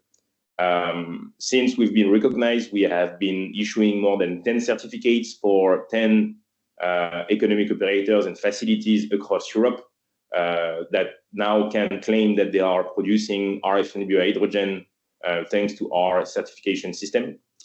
And last but not the least, understanding that digital is obviously going to play a huge role when it comes to data and certification, automation, and basically making certification much easier than it used to be some years down the line. We also created, and we are the only one on the market that did that, we created the Compliance Technology Provider Framework, which is meant to promote and to highlight digital solutions that we believe provide a substantial added value to anyone who is going to be exposed to certification from the operational standpoint. The first compliance technology provider officially recognized is the German company Atmen, which has been developing digital solutions to most notably help a lot when it comes to the preparation and conduction of audit for economic operators, but also for certification bodies. So all in all, I think that I can say that we see this like first year of operation on RF&BO certification as very promising. We see a rising demand. We see, even though when you look in the news and when you look in the public space, we mostly hear about projects being dropped. The reality is that the hydrogen market is still in a growth phase. So we see very serious projects being commissioned, being FID'd, and so we expect that those lists, those certifiers, certification users, certification bodies, technology provider, and also members those numbers are only going to grow in the next few years. On top of pure certification, we have developed also a few auxiliary services, auxiliary solutions. One of them I already mentioned is the Certified Stakeholder Platform, which is our collaborative community that links Certify with the entire hydrogen market, but also Green Steel is definitely invited. The green steel industry is definitely invited to join the stakeholder platform to also voice their position as a key consumer.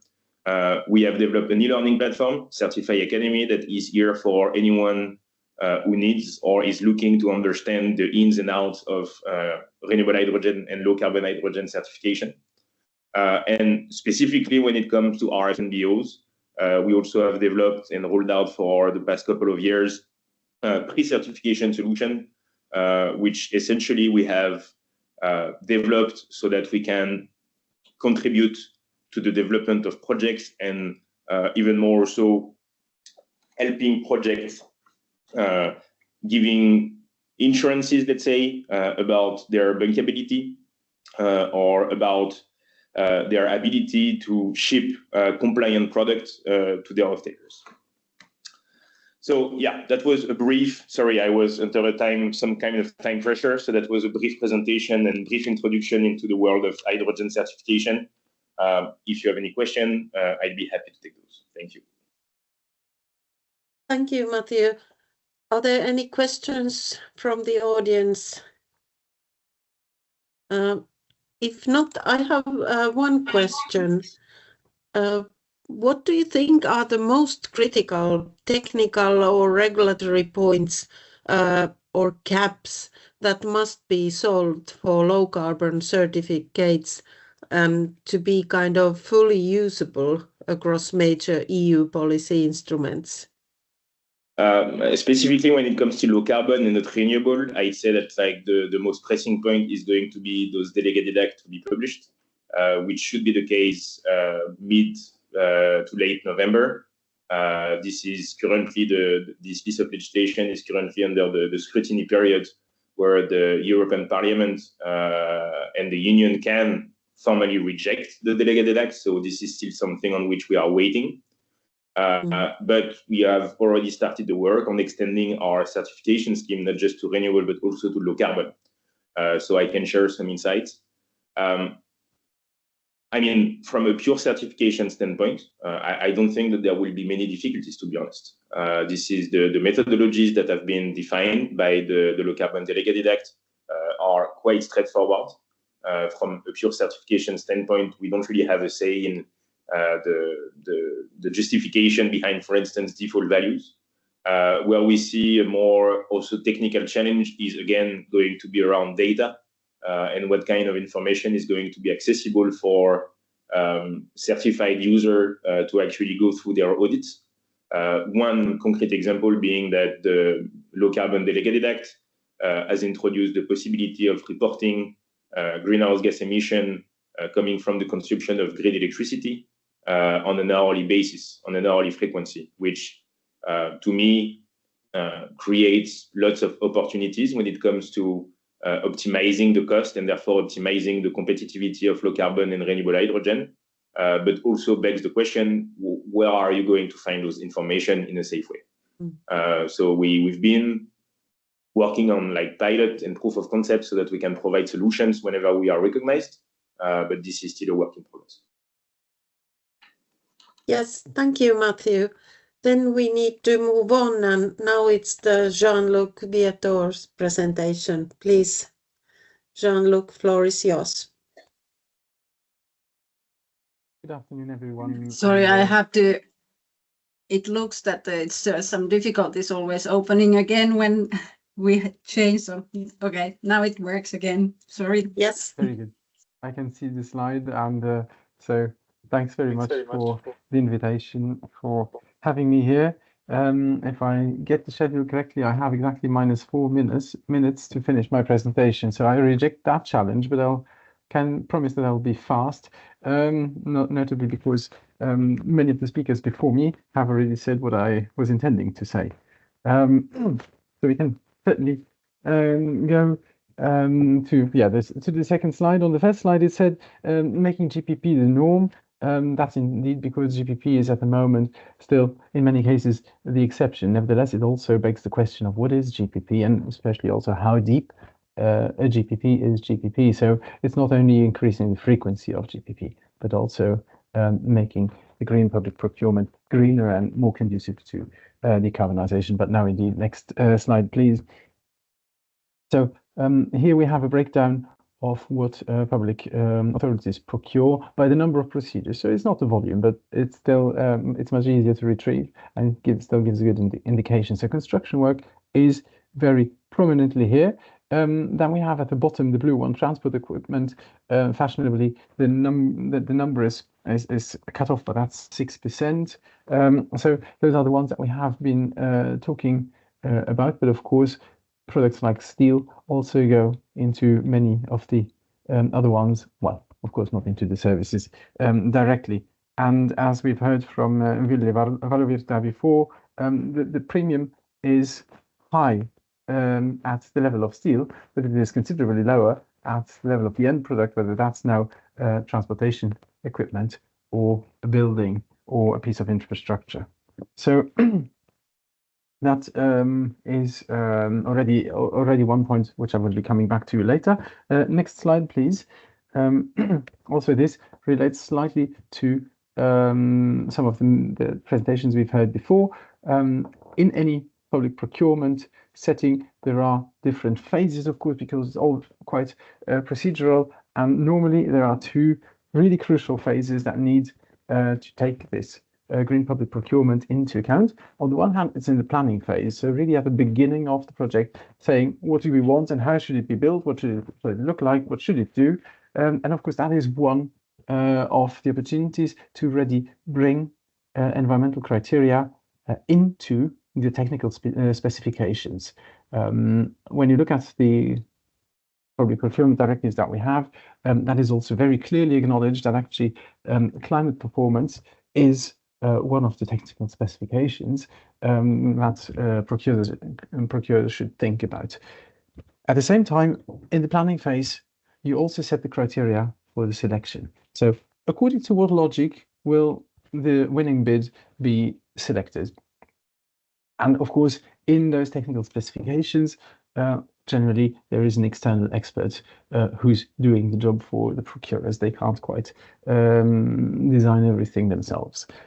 The next one is then, of course, also the step 3, 2 being, of course, the bidding phase itself, but 3 is the phase where they decide which one of the bids gets the job.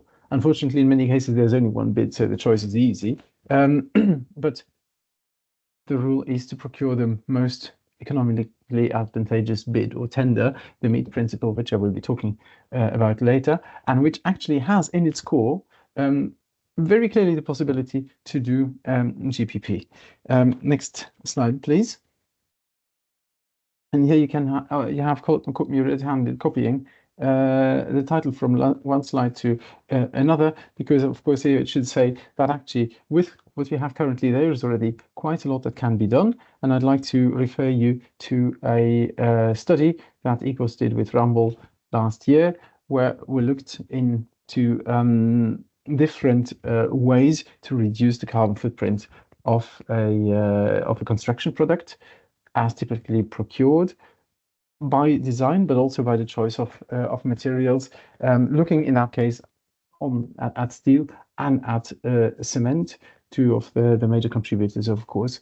And we saw that with what is currently available, rather dramatic footprint reductions are already possible, but also that in general, GPP can be cost effective in the sense that the premium is in general smaller than the carbon price. Now, that begs, of course, the question, why isn't it in the default already? But that is also because I'm surprised that it hasn't been named yet, but we have heard the word ETS quite a few times, but we haven't heard the word free allocations yet. And that is because the steel industry still has large parts of free allocation. So the effective carbon price they pay is way below the 70 euros that we know as the current ETS price per ton. Next slide, please. And so waiting for the phase out of free allowances and that driving that driver that currently is only in its infancy, there should at the same time be, in our opinion, this climate label for steel. And as we've heard before from Carla Benouge, the Commission has proposed this in the Clean Industrial Deal. There is this announcement of a voluntary label on the carbon intensity of industrial products and prioritizing steel. So that is actually a very good start. And as we click, please, we know, and we've seen very, very impressive collection of different labeling schemes by Kimmo earlier on. There are enough labeling schemes, and at ECOS we are very adamant that these are not standards, they're labeling schemes, and of course that creates a lot of confusion. But that's not very good in terms of transparency, but also what's missing is the possibility to actually procure based on those labels, and that is click once more, please.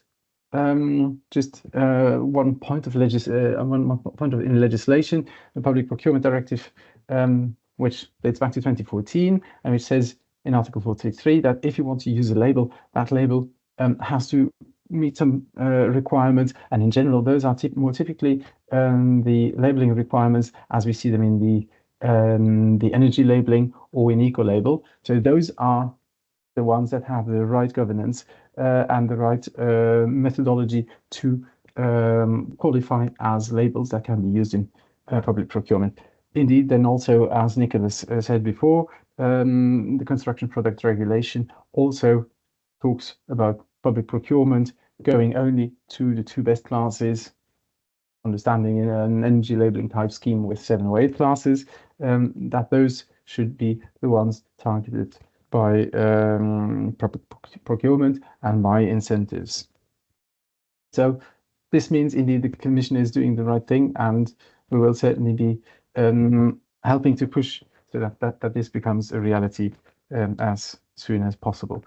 Next slide, then a bit on how does the PPD, Public Procurement Directive, do this nowadays. So it has this MEET principle, the most economically advantageous tender, which is the one that has to be selected, as opposed to the one submitted by your cousin or something like that.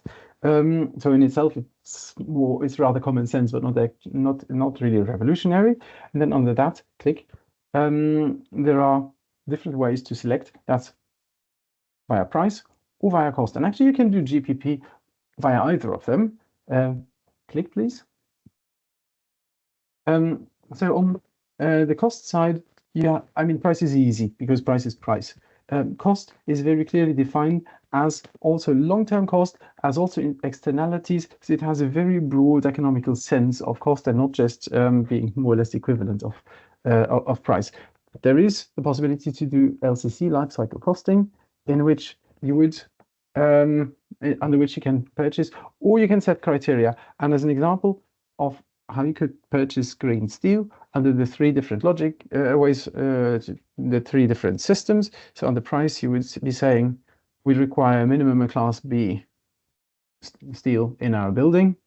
Under the life cycle costing, you would say, actually, we choose the lowest one on construction cost and externalities, and actually also maintenance cost, or whatever. That can be defined the way they want to define it. The procurer has quite a broad range of possibilities. And especially what is nice here is that given there are the EPDs on construction materials, so for example, for construction, this is actually very easy to do. You don't have to do LCC on every single possible aspect of the building or of its life cycle, but you can definitely do life cycle costing of the steel itself. And that will already, by then, including externalities, so the procurement directive foresees using a carbon price, that will already very clearly drive also towards decarbonization of steel. On the other hand, the third possibility then is having weighted criteria. So where you say, for example, we have a certain ranking or rating of the different bidders. Price is one ingredient, greenhouse gas intensity is another one, maintenance cost over the life cycle of the building is another one. So these can be weighted. That has to be all communicated upfront, but at the end of the day, they can follow that logic. That's actually something which has been done quite nicely by the legislator. So this was 2009 to 2024, 2009 to 2014. Those 5 years, that's what it took to redesign the public procurement directives. But I think what is there is quite strong. And especially on LCC, if you use life cycle costing, that doesn't put a certain threshold where, you know, if you're below anyway, you're below, you don't need to improve any further. If you're above, well, maybe there's no way of getting below, so you don't do anything. With life cycle costing, you always have that drive to improve, to constantly improve, and to really have competition on lowest greenhouse gas emissions. Next slide, please. Yeah, overall progress on GPP has been rather slow. And here I'm also repeating what we've seen before. On the one hand, because there are few incentives to do it. The Public Procurement Directive doesn't oblige anyone to purchase green materials. But there are good examples. For example, the Spacer example in France, where at the regional level, you have an obligation to make the bulk of public procurement follow the climate law and the trajectories for decarbonization. That is actually something that then incentivizes the public procurers to build environmental criteria in. Also, there is little competition. As we know, you have very often one or two bidders on the project. So what can a public procurer do? Just choose one of them who is then the best one by definition. Also, as we've heard before, very often there is this fear of abusive litigation. We hear that when you talk to procurers, you hear very often that they complain about, we'll take you to court if you, of course, the companies with green products could also say, we take you to court if you don't. But fact is that very often procurers are threatened that they will be taken to court if they put any green criteria into their tender specifications. Of course, the legal basis is there, so a threat is very far away from a successful court case. Nevertheless, it deters many from doing what they could be doing. So our recommendations, next slide, please, is on the one hand, certainly introduce a label that shows climate impacts, limit that lowest price without any environmental criteria by adding those environmental considerations also in lowest price cases where you can, and definitely in a key sector like construction, life cycle costing is the way to go forward. It's simple, it can be done, and it really provides this competition on lowest footprint. Definitely also better monitoring and reporting of certain indicators when it comes to where do we stand on public procurement.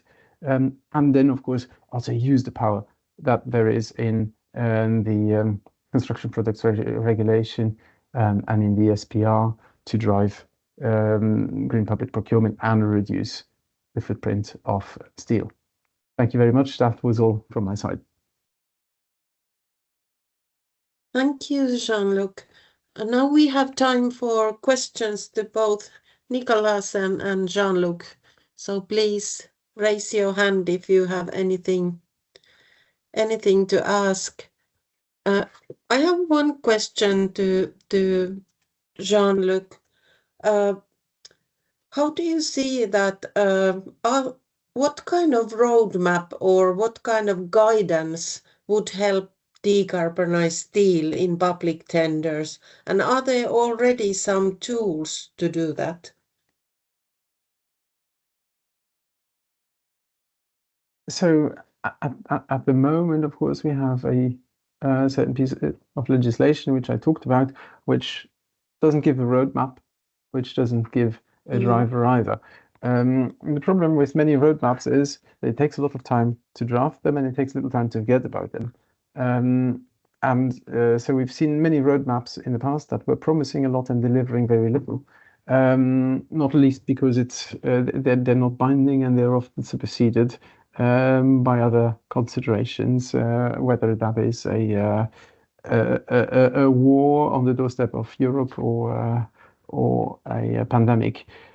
And so if we can get to better roadmaps, but I think a very good roadmap is already the 2030 climate target, although the European steel industry has already massively reduced its absolute emissions, but just by closing down factories, which is of course not very helpful. Real decarbonisation has not happened yet to a large extent. So those high-level climate goals are important, but I think here they're not sufficient. Is that a disappointing answer? Well, yes, probably it is, but it's still the best one I can come up with right now. Do you think that the international organizations could play a stronger role in coordinating the global standardization for green steel, for example?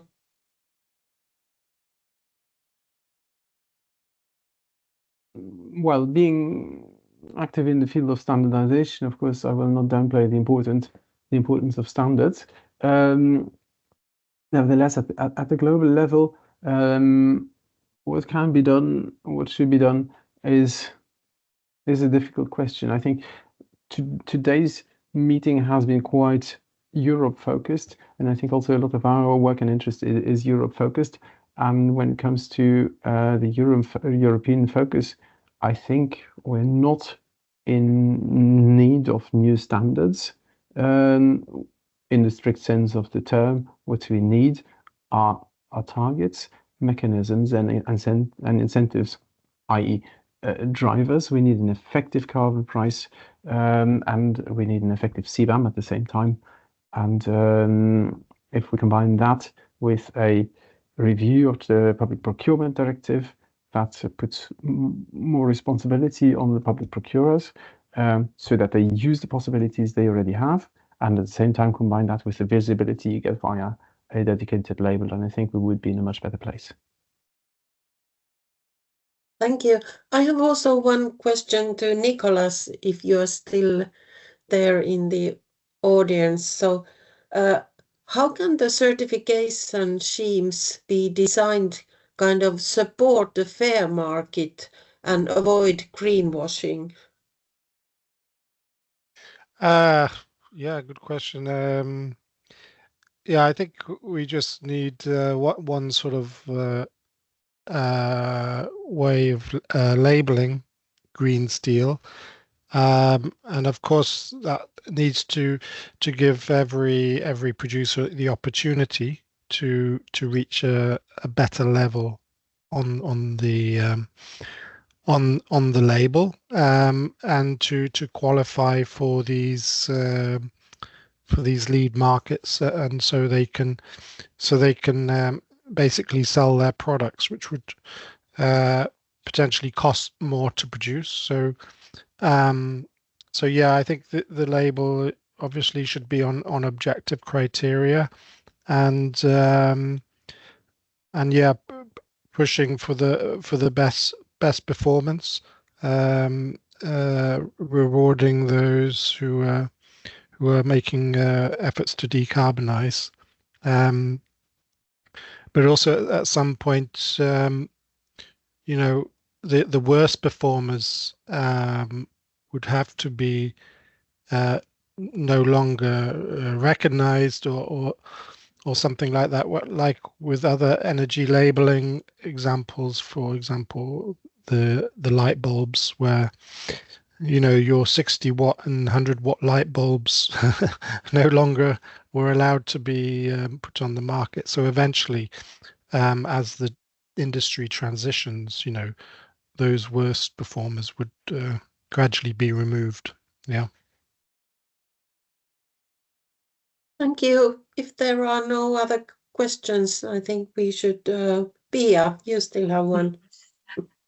I wanted to ask, thank you very much. It's been interesting. And I was wondering that, did I get it right from Jean-Luc? And I think you, Nick, you can also reflect that the problem with procurers might be that they are afraid of putting these environmental criteria because they are afraid that they will be sued for that, or there might be something that makes it more complicated afterwards. And if we have multiple different certification systems that are not official standards type of thing, then public procurers have anyway difficulties putting them in order, like giving the points and setting who was the best performer.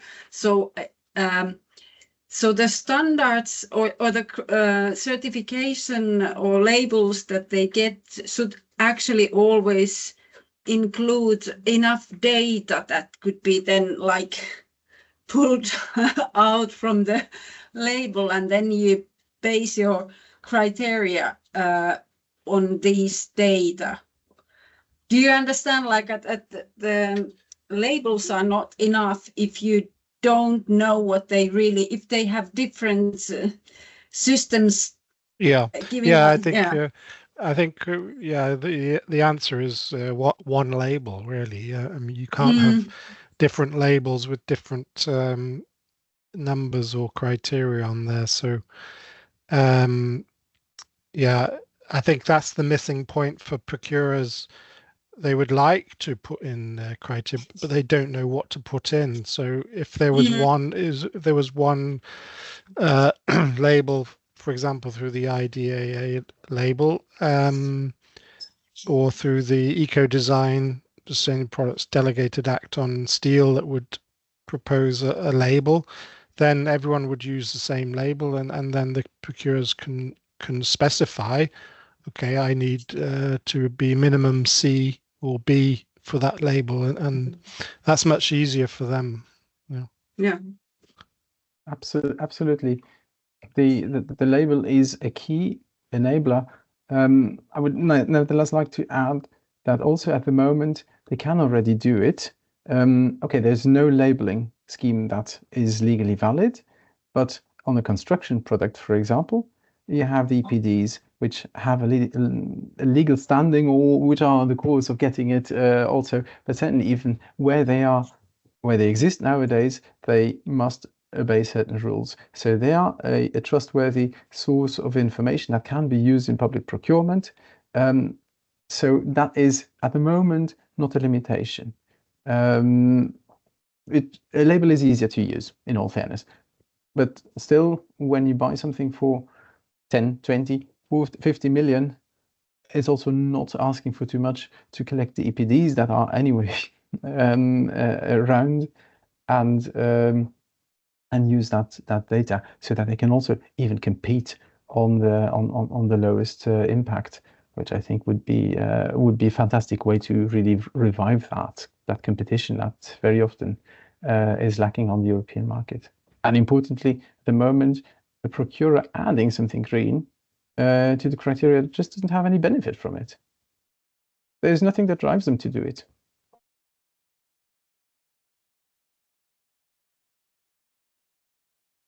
Thank you. Very good answers. But now we need to continue. We have still one session to go through, and it's a very interesting, should we link the hydrogen valleys with public procurement to stimulate demand for green steel? And our keynote speaker there is Mrs. Renate Gadrik, the Synergies Officer at the Clean Hydrogen Partnership. So Renate, please, floor is yours.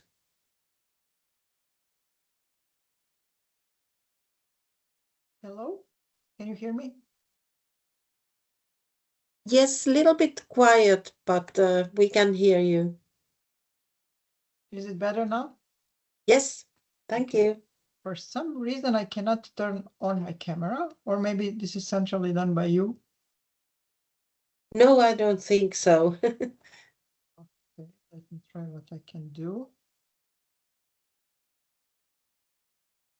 No, it's not working. Sorry. Anyway, you are looking. No worry. Yes, we can hear you. Yes.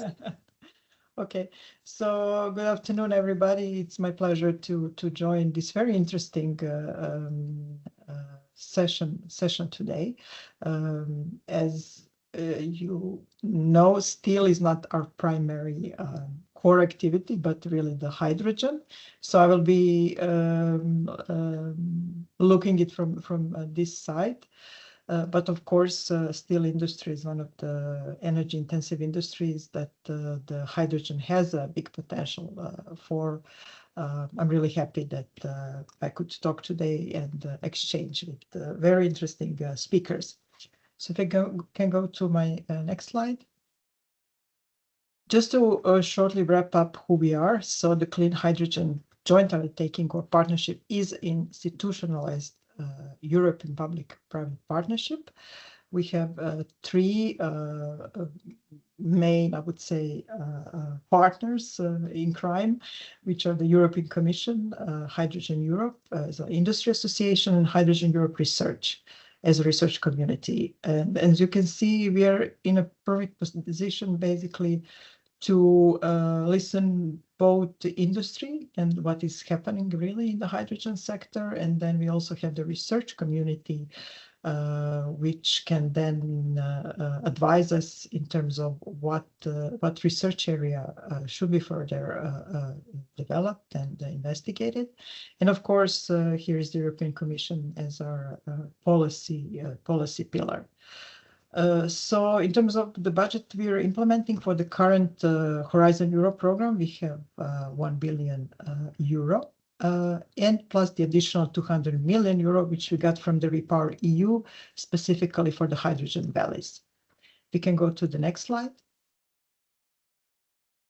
So what are our general objectives? Of course, to support the Commission implementation of the hydrogen strategy, stimulate further research and innovation in clean hydrogen, strengthen the competitiveness of the EU clean hydrogen value chain. That's very important for us, and also, of course, to contribute to the EU's ambitious climate goals.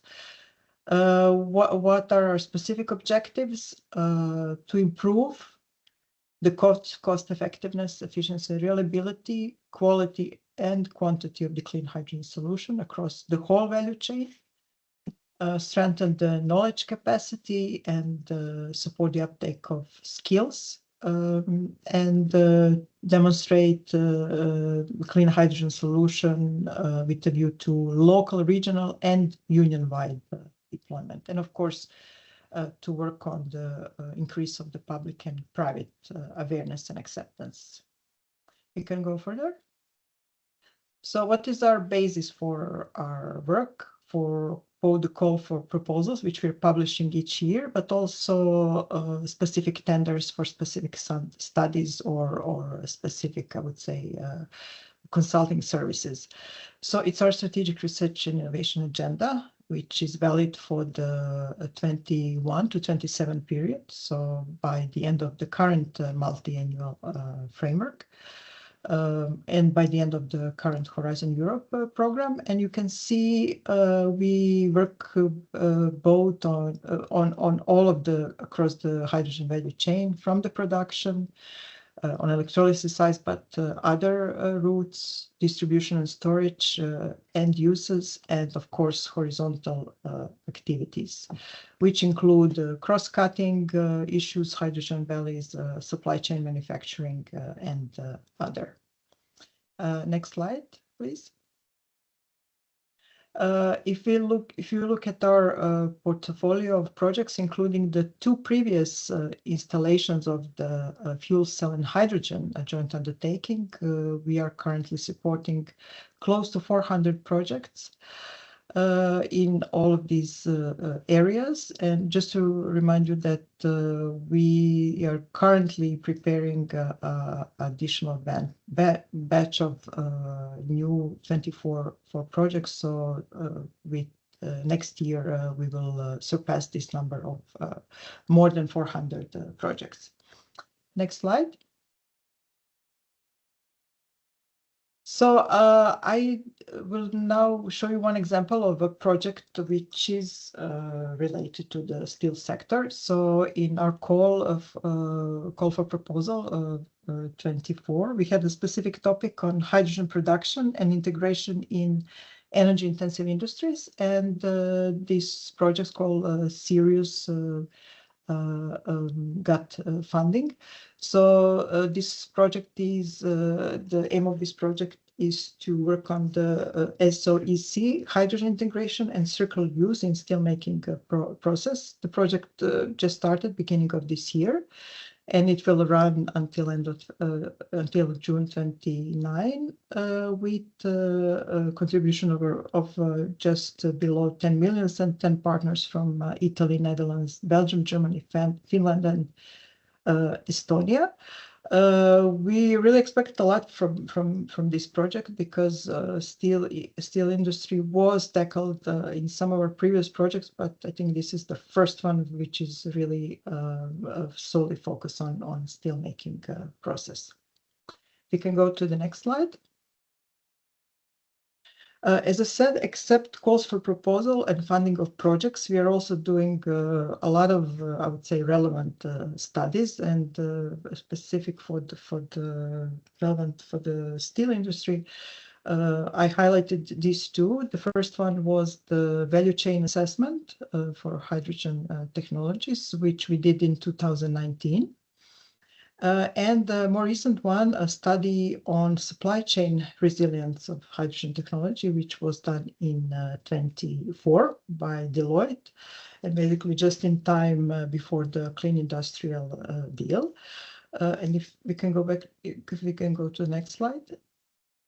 So the conclusion of the supply chain study was basically that what do we need in order to enhance the hydrogen technology sector is further scale up and in manufacturing, to automate manufacturing, to intensify research and development for the new materials and technologies, promote further sharing collaboration, strengthen financial incentives, and of course to have more regulatory clarity.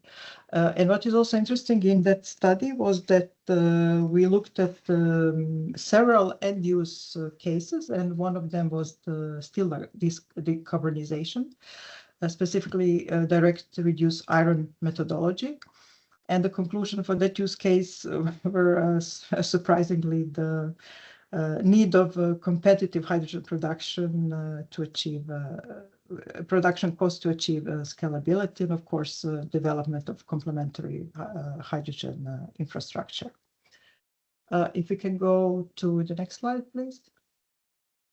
So in terms of the policy, I think a lot was already said because you had also some representative of the Commission here. But I just wanted to sum up that the last 5 years were really, really important for the hydrogen sector, starting with the hydrogen strategy, then Fit for 5 package, Repower EU and Hydrogen Bank, and 2 delegated acts on renewable H2 and ARF NBOs. And the Recovery Resilient Facility somehow did further push the IPCEIs on hydrogen. We have 4 currently, hopefully more to come. And if we can go to the next slide, please. And with this policy support, just to remind you on the basically the targets, ambitious targets that we have set up with the hydrogen strategy, and all of these legislation, regulation, and policy initiatives started to help.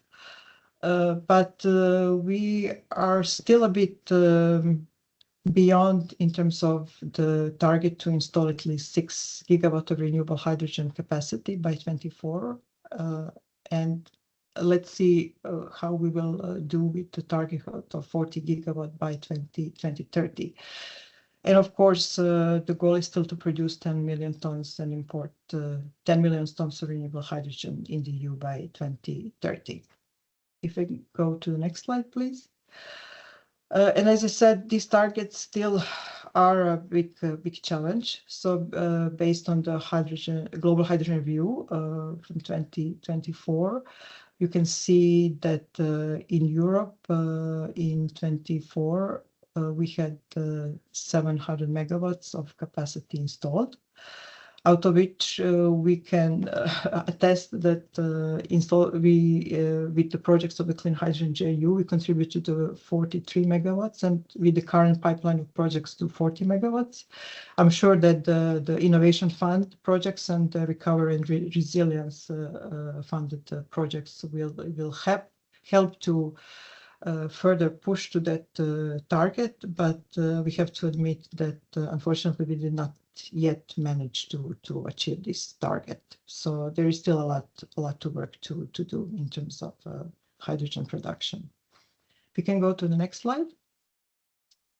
I will just shortly mention here, because you had a very nice presentation from Mr. Bozon on CETPartnership. I would just like to emphasize that the initiative was basically started with the grant or a project which was funded by the Fuel Cell and Hydrogen Joint Undertaking in 2014. And this is one of the, I would say, maybe example how the research and innovation basically helps to tackle the specific industry issues. If I can go to the next slide. And finally, coming to the hydrogen valleys. So as I said, we are aware that the hydrogen sector has a lot of issues, and via the Clean Hydrogen Partnership, we cannot really resolve all of these issues, of course. But what we maybe did help is we came up with a model how we can put everybody to work together. And we see this possible with the concept of hydrogen valleys, which are multipliers and enablers of socioeconomic synergies, and also projects which allow for both the public sector and private sector to work together, which is not so easy if you look at some other funding instruments. So if you look at the map of our hydrogen valleys, you can see that up to now we have supported 21 hydrogen valleys to date. Our first hydrogen valley was in Orkney Islands in UK, big hit, which is the only hydrogen valley which have ended, while the other 20 are still ongoing, and most of them in quite early stages. So most of them were funded as of 23, when we did receive the Repower additional 200 million from the Repower EU. The other two, which are in a more advanced stage, I would say, are Green Island in Mallorca in Spain and Heaven in Northern Netherlands. but all the others are really still in the early stages. And I have to say, we are also learning a lot from these projects in a way to see how we can have the regional hydrogen ecosystems, and is this really the right way for the offer and demand to meet. I would also like to remind you that the funding that we are providing for Hydrogen Valley is via grants, and the portion that we are allocating to this project is maybe just maximum 20% of the total cost of the projects, but our current valleys have additionally managed to get additional 1.3 billion investments, complementary to our funding of around 250 million. And we now have hydrogen valleys deployed across 19 countries and potentially more, because currently we are preparing additional 5 grants for additional 5 hydrogen valleys. And we have more than 450 beneficiaries included in these projects. If we can go to the next slide, please. And I have selected one specific hydrogen valley to show you how it looks like. And this is a hydrogen valley which has a strong steel industry use cases.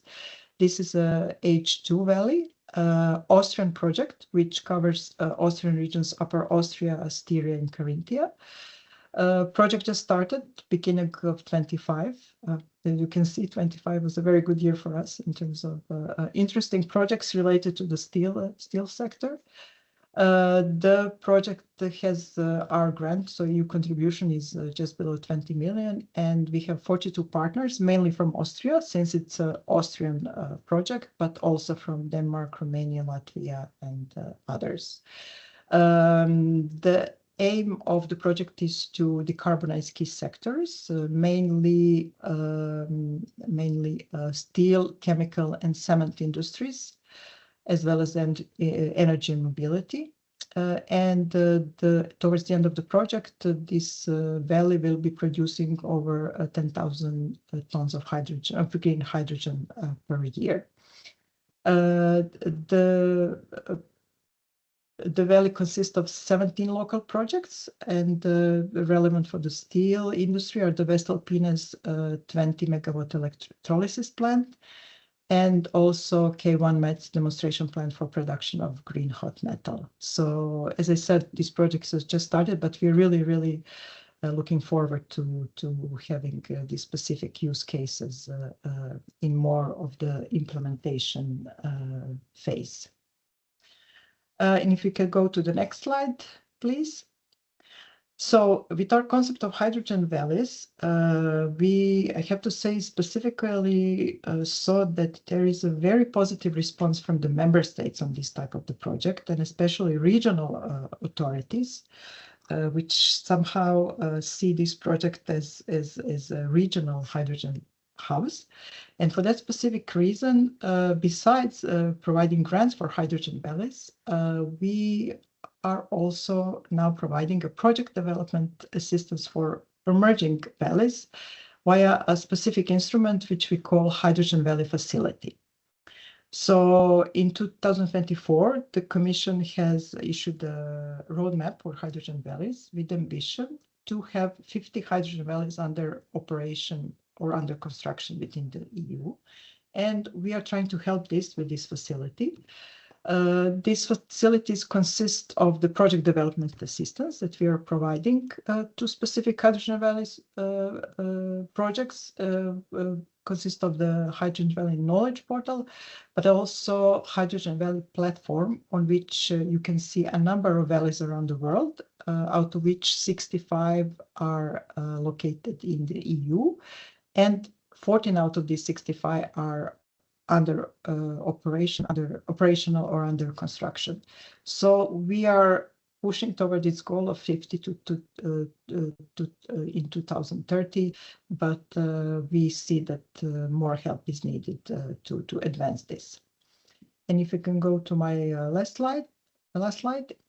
So just to give you a bit more details in terms of this project development assistance. So this is a specific support to advance hydrogen valleys at different maturity stages toward the financial investment decision.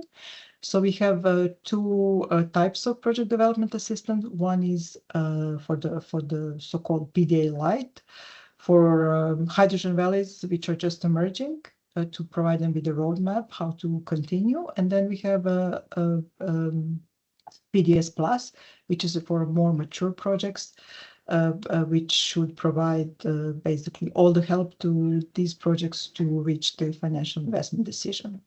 So PDA services are provided in 4 areas: in commercial, regulatory, technical, and valley governance. We had the first call for the project development assistance in July this year, which was closed end of September. And we are currently in the process of evaluating proposals. We received around 40 proposals, so we will see how many we will be able to fund in this first call.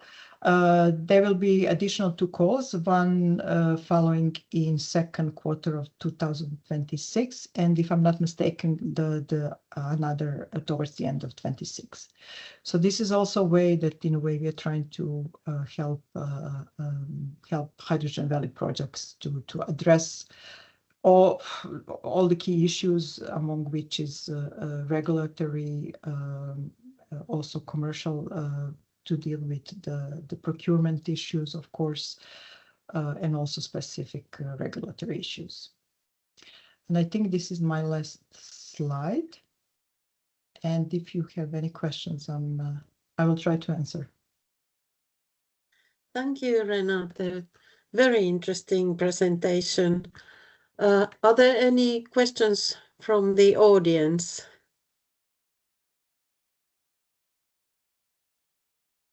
Yes, Pia, please. It's Pia. Hello.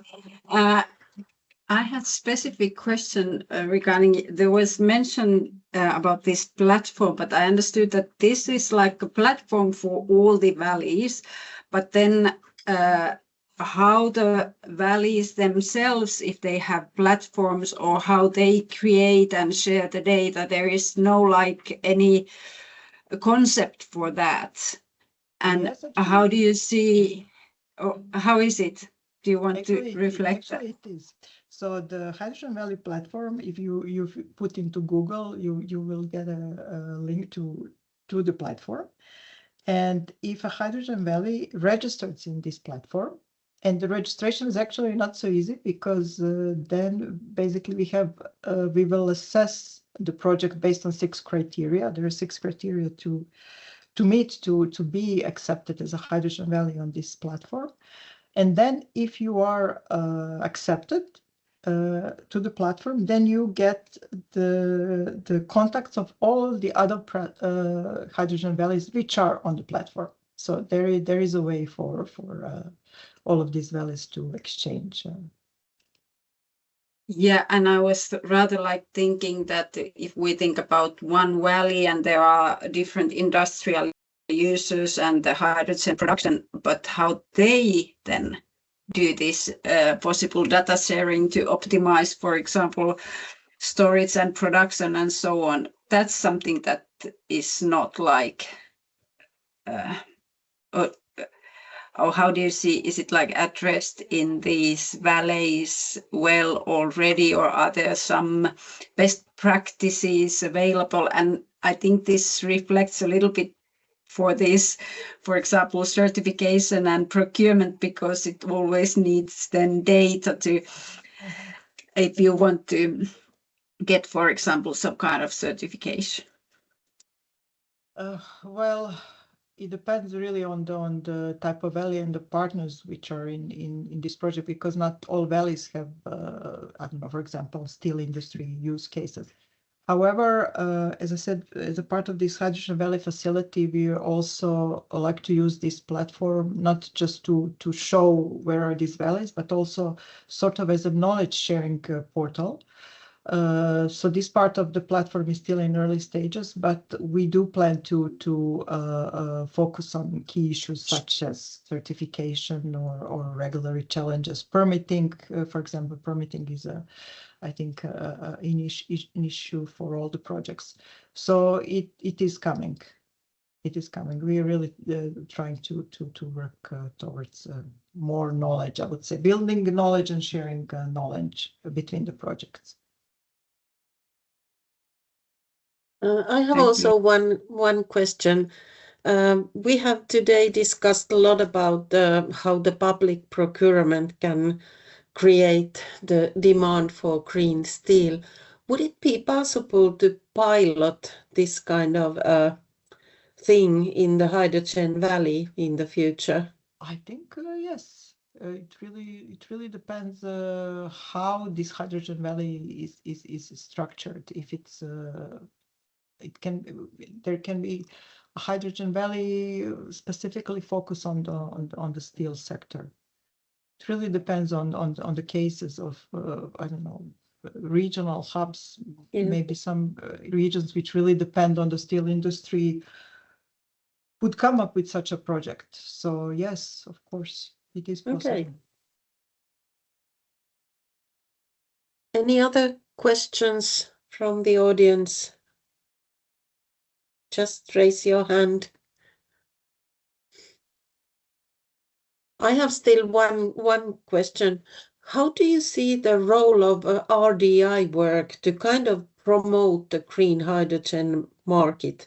I think the valleys are a very good instrument, and it kind of creates also the demand because there are different kind of companies from the whole value chain. But do you think that there is still need for RDI more to kind of promote the market?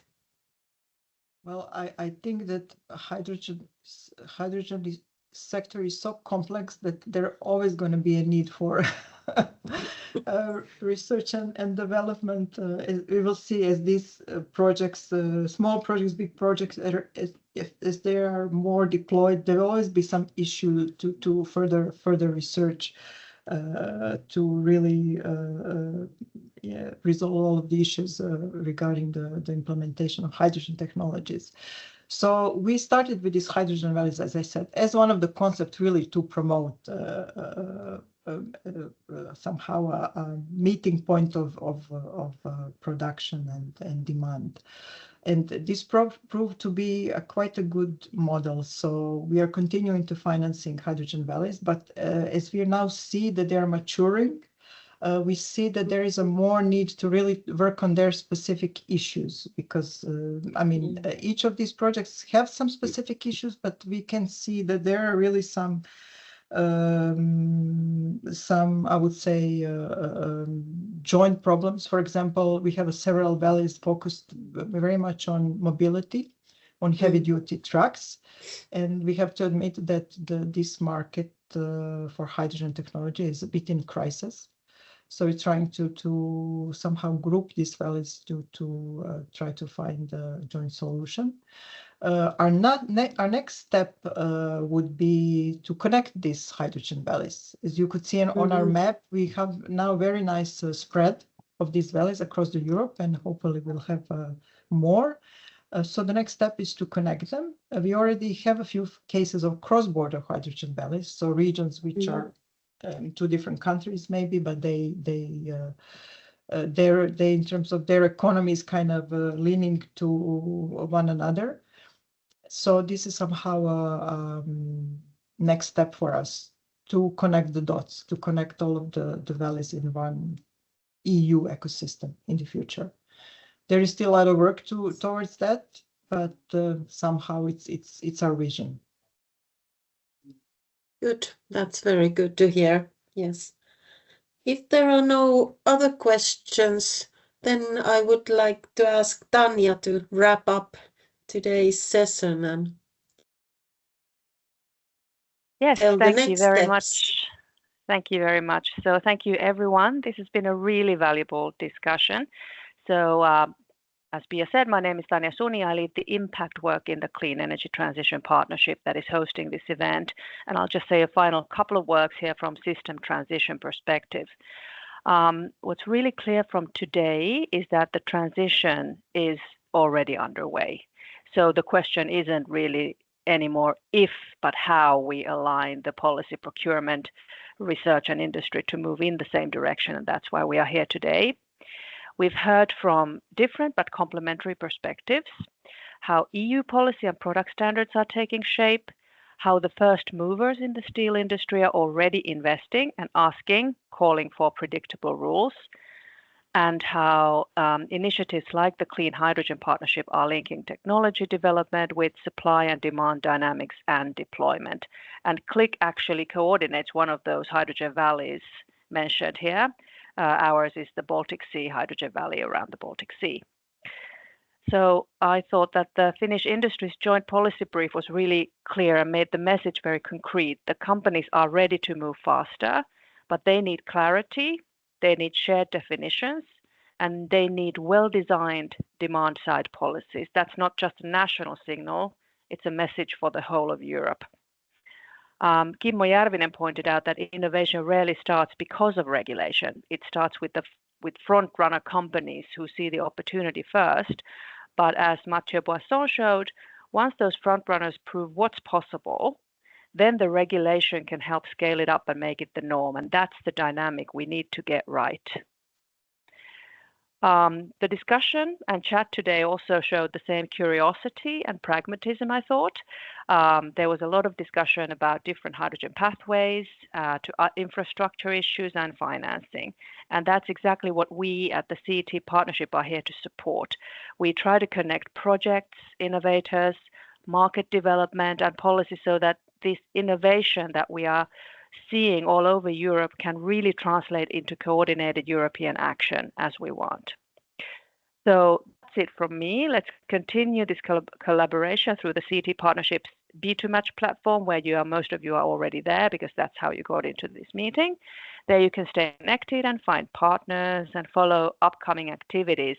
And just a quick pulse survey before we finish. Raise your hand if you think similar policy industry dialogues would be useful to continue. Because if we get a lot of hands, we get a lot of leverage to organize events like these in the future. Great, getting some hands here. And any type of feedback is, of course, very welcome. You can leave it in the chat or you can approach us through email later on. Oh, great, we have 10 hands already. That's great, excellent. Good to see so many hands. So we'll take that as a clear message. So thanks once more to all you speakers and participants for your openness and insight. This kind of dialogue is really how we build progress, step by step. Thank you very much. Thank you, and special thanks to all the speakers. It was really interesting presentations. Thank you. Thank you from my behalf also, especially for the speakers and for the moderators. Thank you.